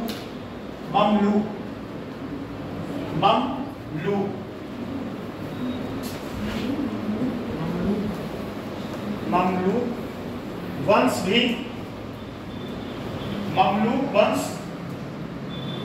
भी कहते हैं। इसका दो नाम है, या तो गुलाम। अच्छा, गुलाम वंश क्यों कहा गया पता है इसका? इसके पीछे का कारण क्या था? उसमें जो शासक थे वो गुलाम थे, गुलामों को ला करके लेकर आते थे, तो वही शासक बन रहे थे, इसलिए गुलाम वंश कहलाते थे। और कोई बताएगा कुछ? और कोई बताए? आप तीनों में से बताएं, गुलाम वंश क्यों कहा गया? मोहम्मद गौरी का गुलाम। सही, आपने एकदम एग्जैक्ट आंसर बताया। मोहम्मद गौरी का वो जो उसने खरीदा था, ठीक है। गुलामों का गुलाम कौन था? गुलामों का गुलाम इल्तुतमिश। उसकी लड़की का नाम क्या था, जो हमारे सिलेबस में नहीं है लेकिन मैं पूछ ले रहा हूँ? रजिया सुल्तान। रजिया सुल्तान के बारे में कहा जाता है कि शायद अगर वो महिला न होती तो महान शासकों में उसका नाम गिना जाता है। बहुत काबिल, बहुत योग्य मतलब थी। अगला लिखिए पॉइंट, आगे लिखिए। तराइन की दो लड़ाइयां लड़ने के बाद क्लास में बोर तो नहीं होते ना, पढ़ते रहिए, 5 घंटा ही पढ़ा देंगे आपको, बोर नहीं होंगे, इतना मेरा प्रॉमिस है। लिखिए, तराइन की दो लड़ाइयां लड़ने के बाद, तराइन की, जिसका ट्रेन होगा वो जा सकता है, ऐसा नहीं ट्रेन मत छोड़िएगा। तराइन की दो लड़ाइयां लड़ने के बाद कब हुआ था?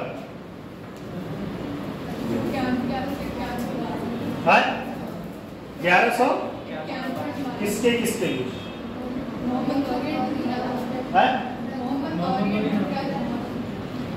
चलिए देखिए, तराइन की दो लड़ाइयां लड़ने के बाद मोहम्मद गौरी ने अपने भरोसेमंद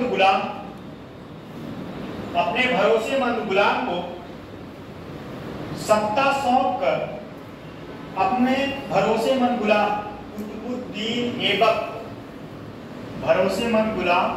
कुतुबुद्दीन ऐबक को सत्ता सौंप कर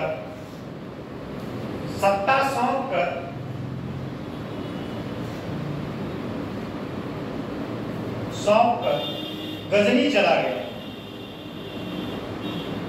ये गजनी वही है जो गजनी वाला मूवी है। कितने लोग देखें गजनी? ये वही गजनी है। गजनी चला गया। गजनी कहाँ है, कोई बताएगा? इसकी स्थिति कहाँ है? अफगानिस्तान। है? अफगानिस्तान। अफगानिस्तान, सही। गजनी चला गया।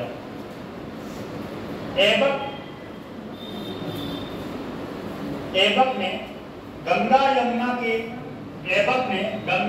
दोआब पर,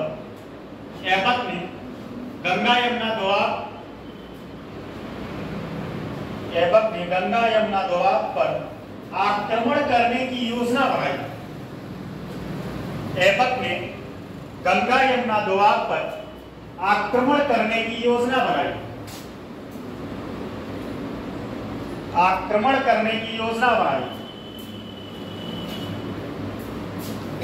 1192 में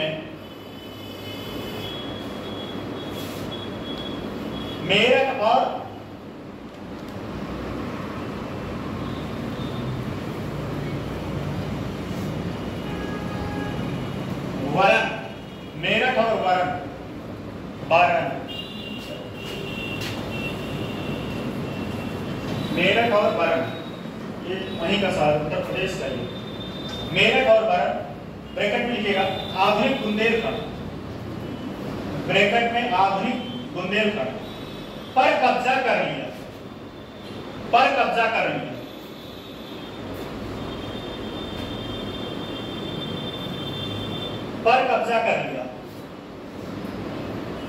जहां से वह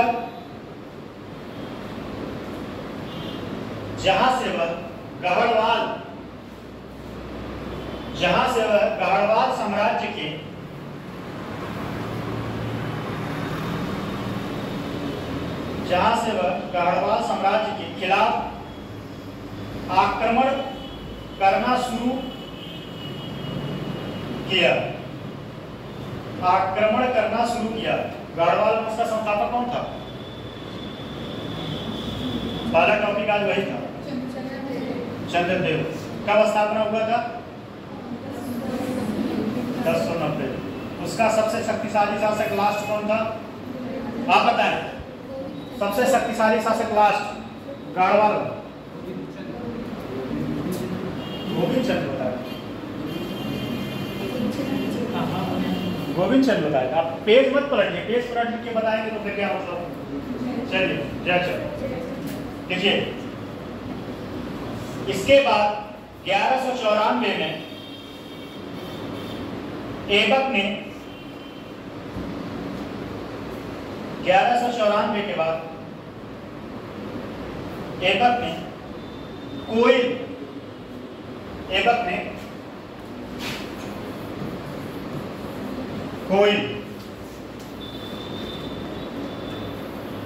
ब्रैकेट में लिखिएगा आधुनिक अलीगढ़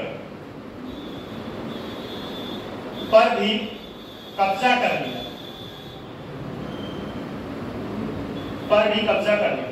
तदोपरांत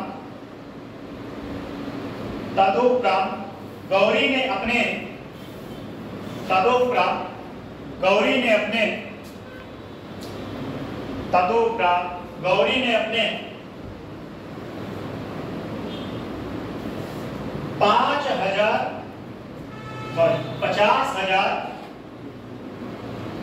ने अपने 50,000 घोड़सवारों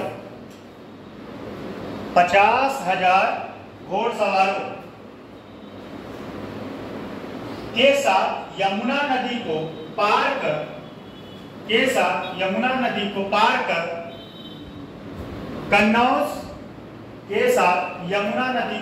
कर कन्नौज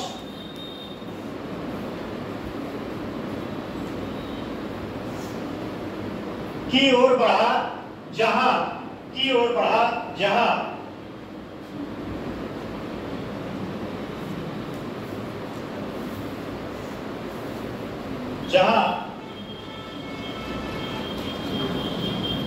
मोहम्मद गौरी और जयचंद के बीच कौन सा युद्ध हुआ? चंद्रावत के बीच अच्छा, अभी आप लोग मेडाइवल नहीं पढ़े ना? इंसेंट में कितना क्लास चला था? इंसेंट कंप्लीट हो गया। हमें लग रहा है हिस्ट्री थोड़ा पीछे है हमसे, क्या मेडाइवल होना चाहिए था। चलिए,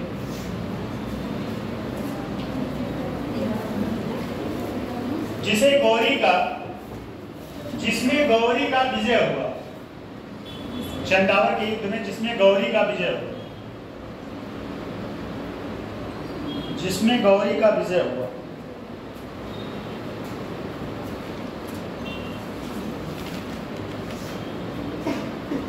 जिसमें गौरी का विजय हुआ, मोहम्मद गौरी ने भारत पर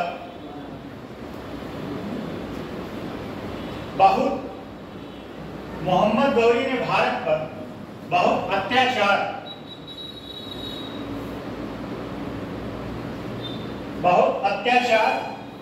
किया।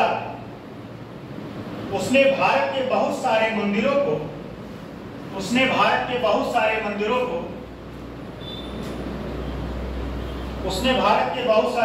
को नष्ट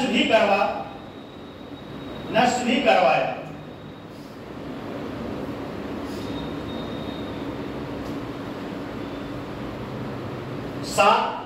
सारनाथ में भी नष्ट भी करवाया, जिसमें सारनाथ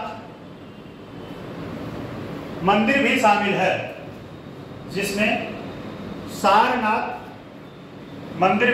है, वहां पर उसने लूटपाट भी किया।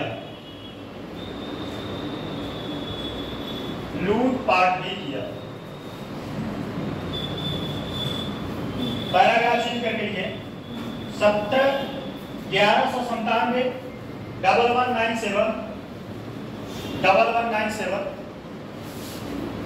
1197 से 98 98 में भी ऐबक ने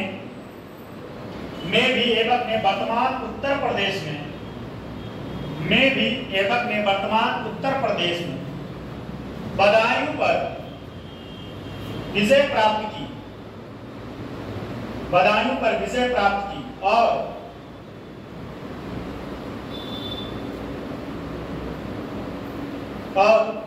गढ़वाल वंश के पूर्व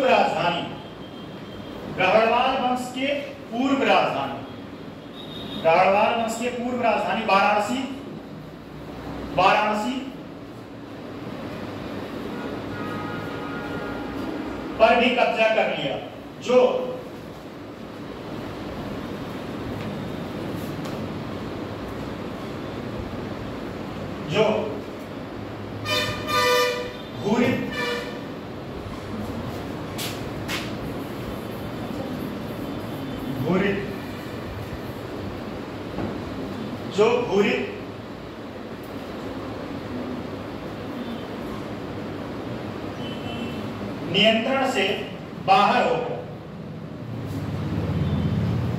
घूरित नियंत्रण से बाहर हो गया था।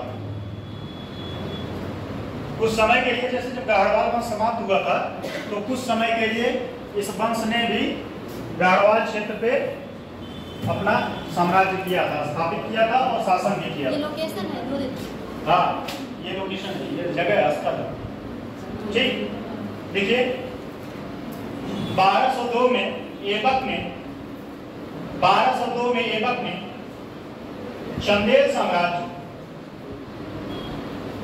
के एक किले 1202 में चंदेल साम्राज्य के किले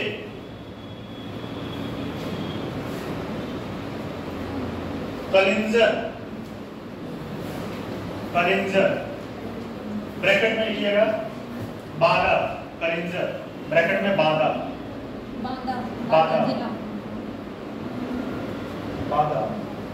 पर भी कब्जा कर लिया। नेक्स्ट देखिए गुलाम वंश।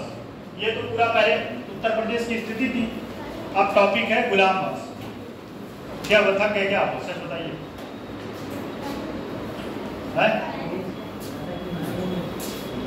क्लास नहीं है इसके बाद क्लास नहीं आ पाऊंगा, तभी मैं फ्री होके पढ़ा रहा हूँ, नहीं तो क्लास होता तो।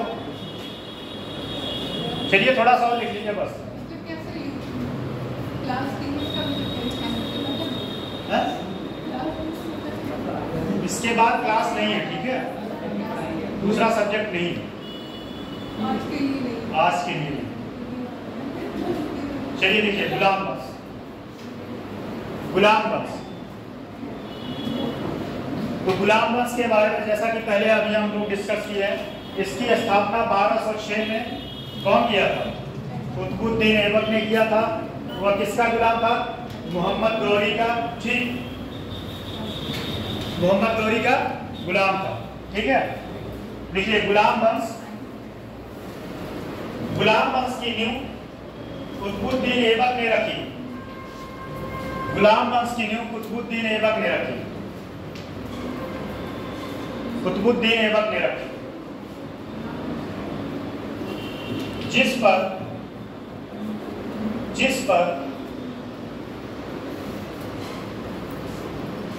महल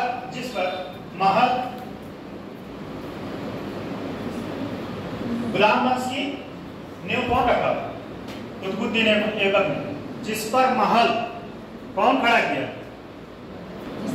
नींव तो मान लीजिए रख दिया, महल कौन बनाया? महल कौन बनाया? महल मतलब घर के ऊपर का ढांचा कौन बनाया? मतलब साम्राज्य का अगर वास्तविक संस्थापक पूछा जाए तो कौन? हाँ, वही लिखिए महल इल्तुतमिश। ऐसे आधुनिक काल में भी है कर्जन, उसके बाद जो है रिपन, ये सब सारे हैं। चेम्सफोर्ड, अच्छा चेम्सफोर्ड क्रिप्स कब आया था पता है? चलिए जाने दीजिए वो आगे देखिए।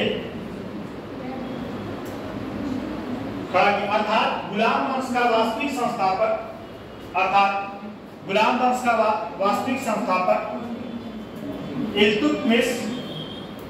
इल्तुतमिश। चलिए अच्छा एक टॉपिक कंप्लीट कर लीजिए, बंद कर दो।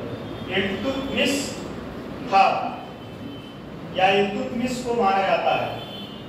ऐबक ने अपनी राजधानी लाहौर को बनाया। ऐबक ने अपनी राजधानी लाहौर को बनाया,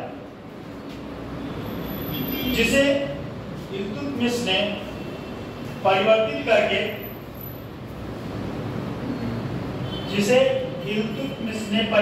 करके दिल्ली कर दिया।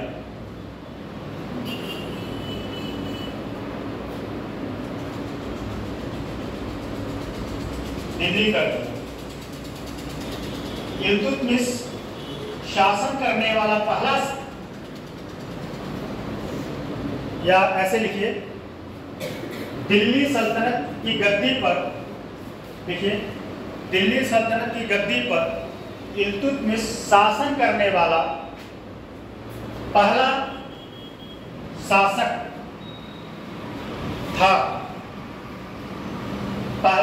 था। इसे गुलाम भी कहते हैं। गुलाम भी कहते हैं। यह शासक बनने से पहले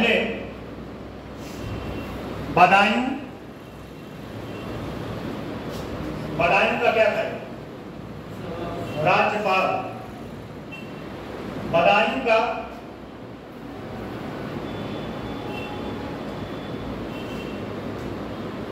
का राज्यपाल या ब्रैकेट में लिख लीजिएगा सूबेदार था। अब के समय में राज्यपाल, उस समय मान के चलिए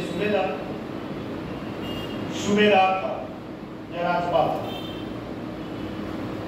पैराग्राफ चेंज करके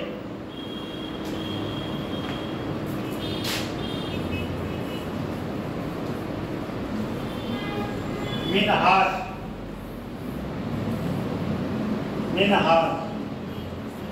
देखिए, लिख लीजिए उसको बताया। मिनहाज के अनुसार, ये मिनहाज नाम का एक इतिहासकार था। मिन्हास के अनुसार इल्तुतमिश ने दिल्ली, बदायूं, अवध, बनारस, मिन्हास के अनुसार इल्तुतमिश ने दिल्ली, बदायूं, अवध, बनारस और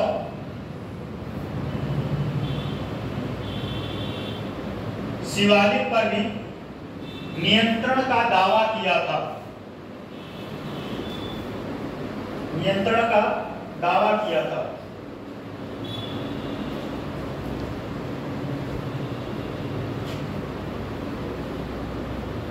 अगला लिखिए, दावा किया था। अगला लिखिए, खिलजी वंश। अब इसमें कोई वंश छूट जाएगा तो इसका मतलब ये नहीं है कि वो नहीं पढ़ा है, जो उत्तर प्रदेश में है उसी के मतलब रहेगा बस। खिलजी वंश। खिलजी वंश का स्थापना कौन किया था? अलाउद्दीन खिलजी। एक साथ आप लोग बोलते हो, यहाँ तक आवाज नहीं आता। जलालुद्दीन, सही। जलालुद्दीन का ये क्या था? अलाउद्दीन।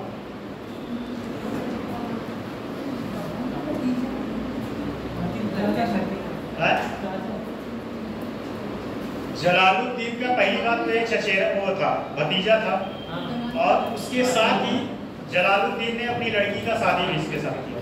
किसके साथ? अलाउद्दीन खिलजी के साथ। और जलालुद्दीन को इसने कहाँ मारा था? कोई बताएगा? जलालुद्दीन को कहाँ मारा था ये अलाउद्दीन खिलजी? बताइए। मानिकपुर। कहाँ है मानिकपुर? और वहां उस टाइम उस समय वो सूबेदार भी था। ये पूछा गया है क्वेश्चन। जलालुद्दीन जब दिल्ली सिंहासन पे बैठा तो वह कहाँ का सूबेदार था? और कोई बताए? मानिकपुर। और कोई बताए? और आप बताएं। बताएं। दिल्ली प्रयागराज के बीच में, सॉरी कौशाम्बी प्रयागराज के बीच में। और उसका अगर एरिया देखा जाए तो प्रतापगढ़, कौशाम्बी और प्रयागराज के बीच में पड़ता है, एकदम बीच में। मानिकपुर वहां का वो क्या था? सूबेदार था। और जलालुद्दीन को पीछे से छुरा भोग दिया। क्या दिया? छुरा भोग दिया। आज यहाँ पे फंक्शन है,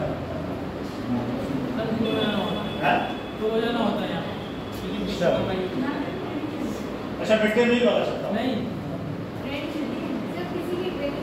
चलिए देखिए, खिलजी वंश ब्रैकेट में लिखा 1290 से 1320। 1290 से 1320। रेड पेन से नहीं लिखना चाहिए,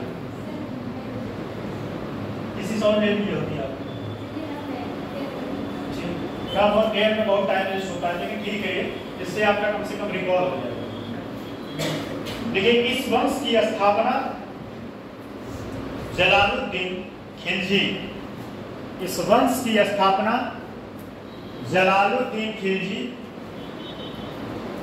ने किया था।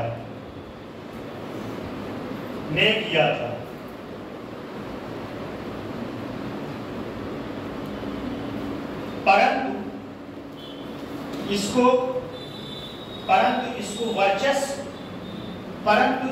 इसका मतलब इस साम्राज्य का वर्चस्व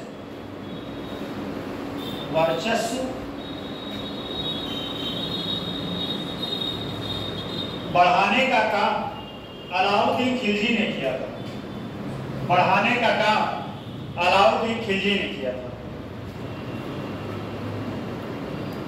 बढ़ाने का काम अलाउद्दीन खिलजी ने किया था,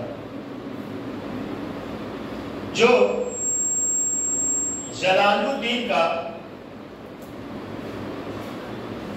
भतीजा होने के साथ, जलालुद्दीन का भतीजा होने के साथ दामाद भी था। क्या था? दामाद भी था। जलालुद्दीन का भतीजा होने के साथ दामाद भी था। देखिए, आरंभ में वह काला मानिकपुर, ये दोनों नाम एक ही है, काला मानिकपुर।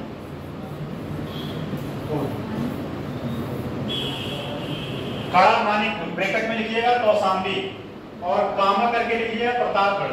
ये पूरा एरिया उसमें आता है, उसी के बीच में है प्रतापगढ़। ब्रैकेट में लिखिए कौशाम्बी प्रतापगढ़, कौशाम्बी प्रतापगढ़।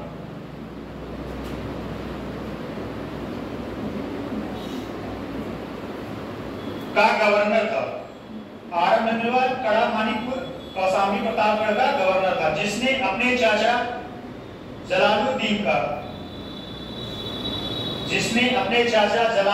का धोखे से हत्या करके, जिसने अपने चाचा जलालुद्दीन का धोखे से हत्या करके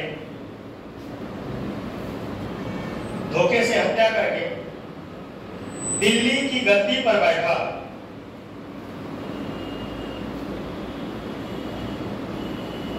उसने दिल्ली की सत्ता को मजबूत करने के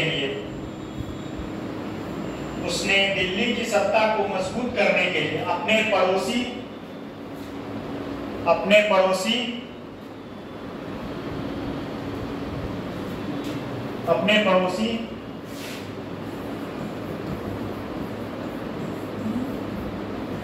अपने पड़ोसी राज्यों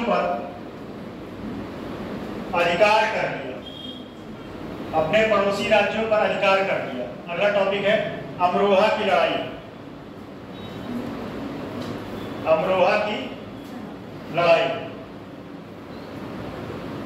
देखिए यह लड़ाई, अमरोहा की लड़ाई, यह लड़ाई 1305 में मंगोल सेना एवं अलाउद्दीन खिलजी के बीच हुआ। यह लड़ाई 1305 ईस्वी में मंगोल सेना और अलाउद्दीन खिलजी के बीच हुआ। इसकी वर्तमान स्थिति, अमरोहा का, इसकी वर्तमान स्थिति मुरादाबाद शहर में स्थित है।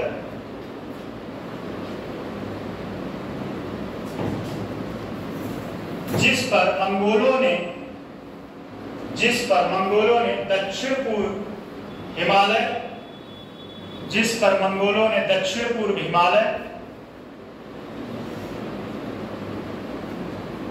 पेज पे लिखने से बहुत फायदा ये है कि आप एग्जाम में आंसर राइटिंग बहुत अच्छे से कर लेंगे।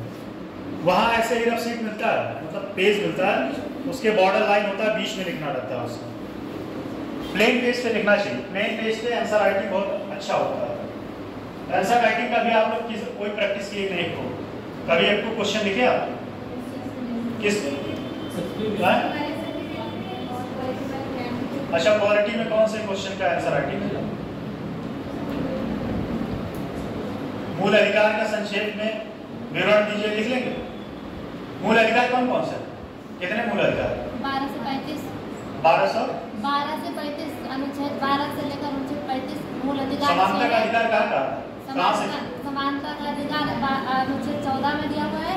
कहाँ से कहाँ तक? 14 से शोषण के खिलाफ, धार्मिक 32 क्या है? इसको कौन कहा था संविधान की आत्मा? प्रस्तावना को कौन बोला था? बताइए, आप बताएं, प्रस्तावना को कौन बोला था? प्रस्तावना पेश कौन किया था? प्रस्तावना की भाषा कहां से दी गई? कहां से? प्रस्तावना कब पेश किया गया है? तेज बोलिए, कितना? 1300 एकदम सही। कौन पेश किया था? पंडित जवाहर। आपका कौन कहा था? वही कह पंडित जवाहरलाल। और कोई कहा था क्या? देश वोट किए थे तो कौन कहेगा? चलिए लीजिए, कहां तक हो चुका? दक्षिण पूर्व हिमालय की तलहटी के मैदान से घुसने का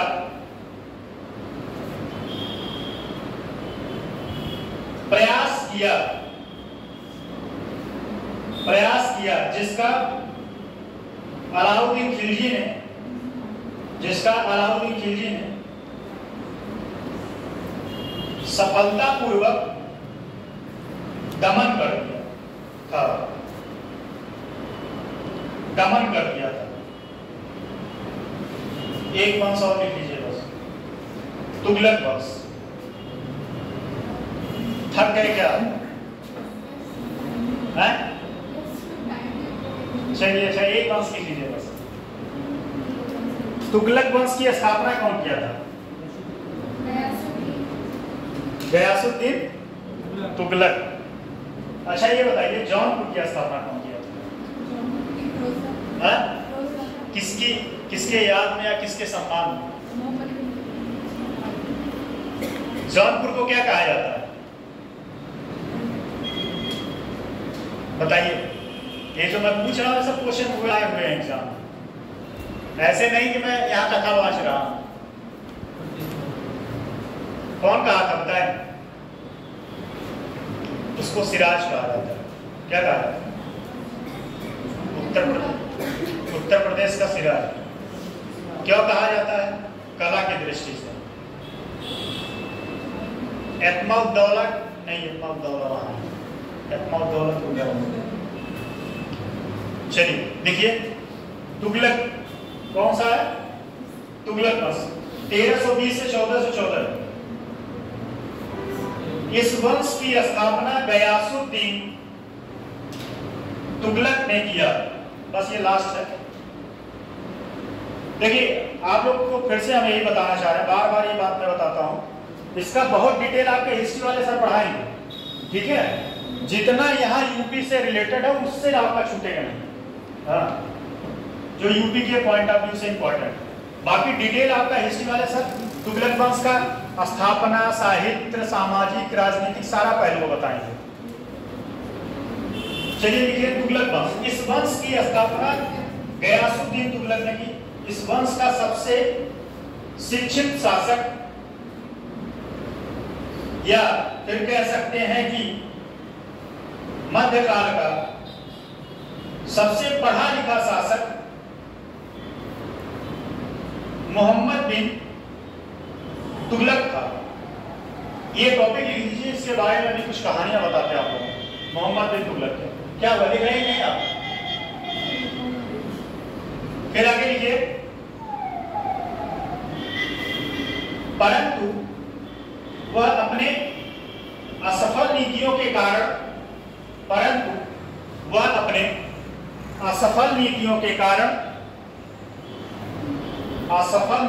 कारण उसकी बहुत आलोचना हुई, जिसका उत्तराधिकारी फिरोज शाह तुगलक था।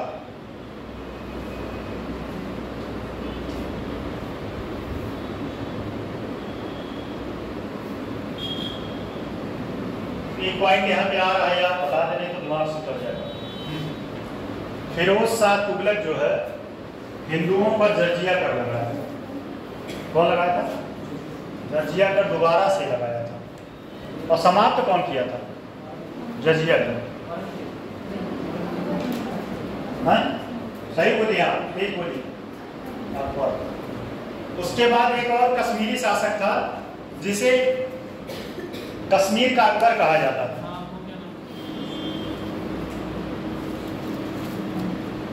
जुनैद करके ऐसे कुछ नाम था। वो भी जो है जजिया कर को हिंदुओं का समाप्त कर दिया था। ठीक है, फिरोज शाह तुगलक ने सबसे ज्यादा क्या नारों का भी निर्माण करवाया था, कराया था ना। अच्छा, अलाउद्दीन से रिलेटेड, मोहम्मद बिन तुगलक से रिलेटेड एक क्वेश्चन और बता देते हैं। मोहम्मद बिन तुगलक ने अपनी राजधानी कहाँ स्थापित किया, स्थानांतरित किया था? दौलताबाद। उसके बारे में कहानी ये कहा जाता है, सुनिएगा, इधर सुनिए, हेलो इधर सुनिए, उधर इंपॉर्टेंट बात हो तो उधर ही बात कर लीजिए। दौलताबाद बताइए, दौलताबाद के बारे में क्या है, कौन स्थापना किया था उसकी राजधानी? बता रहे थे तो उधर बात कर रहे थे। दौलताबाद कुतुबुद्दीन ऐबक ने दिल्ली से स्थानांतरित करके कहा ले गया था, दौलताबाद। और ऐसा कहा जाता है कि वो जो है जब राजधानी ले जा रहा था, लोग जाने के लिए वहां तैयार नहीं थे। जो नहीं जाता है उनको घोड़ा में बांध के लिवा गया था, घोड़े में बांध के घिसराते हुए ले गया था। कितने लोग वहीं दम तोड़ दिए। तो स्थानांतरित वो बहुत योग्य व्यक्ति था, एक्सपेरिमेंट जीवन भर करता रहा दक्षिण भारत में और अपनी राजधानी को सेव करने के। ठीक, पहला कारण तो ये था। और उसने जो है प्रतीक मुद्रा चलाया था। क्या चलाया था? प्रतीक मुद्रा, टका चलाया था, जिसको बोलते हैं मतलब नॉमिनल मुद्रा था। क्यों चलाया था? इसके पीछे का कारण क्या था, कोई बताएगा? उसका शासन जो है आर्थिक रूप से काफी पीछे जा रहा था, तो उसने जो है सांकेतिक मुद्रा चलाई। ये क्वेश्चन आया होगा। अब सांकेतिक मुद्रा चलाया तो उस मुद्रे का कोई एक मानक होना चाहिए ना, कि जहां जिस टकसाल में बने उससे अलग कोई ना बना पाए। जैसे 1 रुपए का सिक्का और कोई कॉपी नहीं कर पाएगा, उसकी साइज, या 500 की नोट की साइज और कोई कॉपी नहीं कर पाएगा। तो वो क्या किया, बनाया प्रतीक मुद्रा। अब लोग क्या करना शुरू कर दिए कि नकली जो है मुद्रा छापना शुरू कर दिया, नकली बनाना शुरू कर दिए। अब वो उसका जो है खजाना खाली होता गया। जब वो देखा खजाना खाली हो रहा है तो एक एक्सपेरिमेंट और कर दिया इसी पे। उसने एक्सपेरिमेंट किया कि जिनके पास भी नकली मुद्रा है वो ले आए और उसके एवज में चांदी और सोना लेके जाए। अब सारे लोग जो है अपना नकली मुद्रा लाए, चांदी और सोना दिए, उससे और भी नुकसान हो गया। वो जीवन भर एक्सपेरिमेंट करता रहा, लेकिन बहुत पढ़ा लिखा व्यक्ति था। ऐसा कहा जाता है कि वो गलत समय पे एक्सपेरिमेंट कर रहा था। एक्सपेरिमेंट तो किया लेकिन वह गलत समय पे किया। फॉर एग्जाम्पल, जैसे यहाँ पे क्लास चल रहा है, अभी यहाँ पे कोई मूवी लगा दिया जाए तो गलत टाइम है कि नहीं? हर चीज का अपना टाइम होता है। तो वो परिस्थितियों को भाप नहीं पाया था।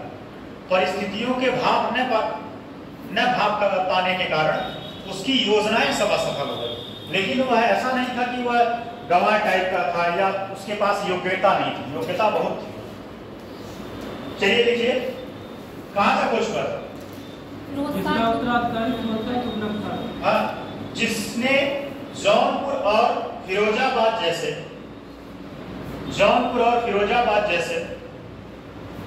जौनपुर के बारे में पता है कहाँ? हाँ, अटाला मस्जिद, मुझे ख्याल आ गया। अटाला मस्जिद जो है जौनपुर में, बहुत अच्छा मस्जिद है। जौनपुर कहाँ है, कोई बताएगा? जौनपुर कोई बताए? किसका सीमा साझा करता है? जौनपुर जो है आजमगढ़, अम्बेडकर नगर और इलाहाबाद, कुछ प्रतापगढ़ का सीमा साझा, सुल्तानपुर का सीमा साझा करता है। सुल्तानपुर के बारे में पता है कहाँ? सुल्तानपुर में जो है विद्रोह किया गया था। चलिए आगे बताएंगे, वो हम बताएंगे। जौनपुर और फिरोजाबाद जैसे शहरों का बसाया, साथ ही कृषि के विकास के लिए नहरों का निर्माण करवाया।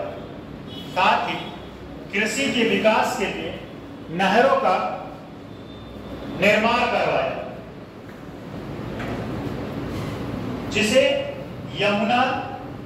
जिसमें यमुना नहर प्रमुख है। इसे ताज नहर के नाम से भी जाना जाता है। इसे ताज नहर के नाम से भी जाना जाता है। चलिए टॉपिक अब नेक्स्ट पे मिलते हैं कल। इसे ताज नहर के नाम से भी जाना जाता है।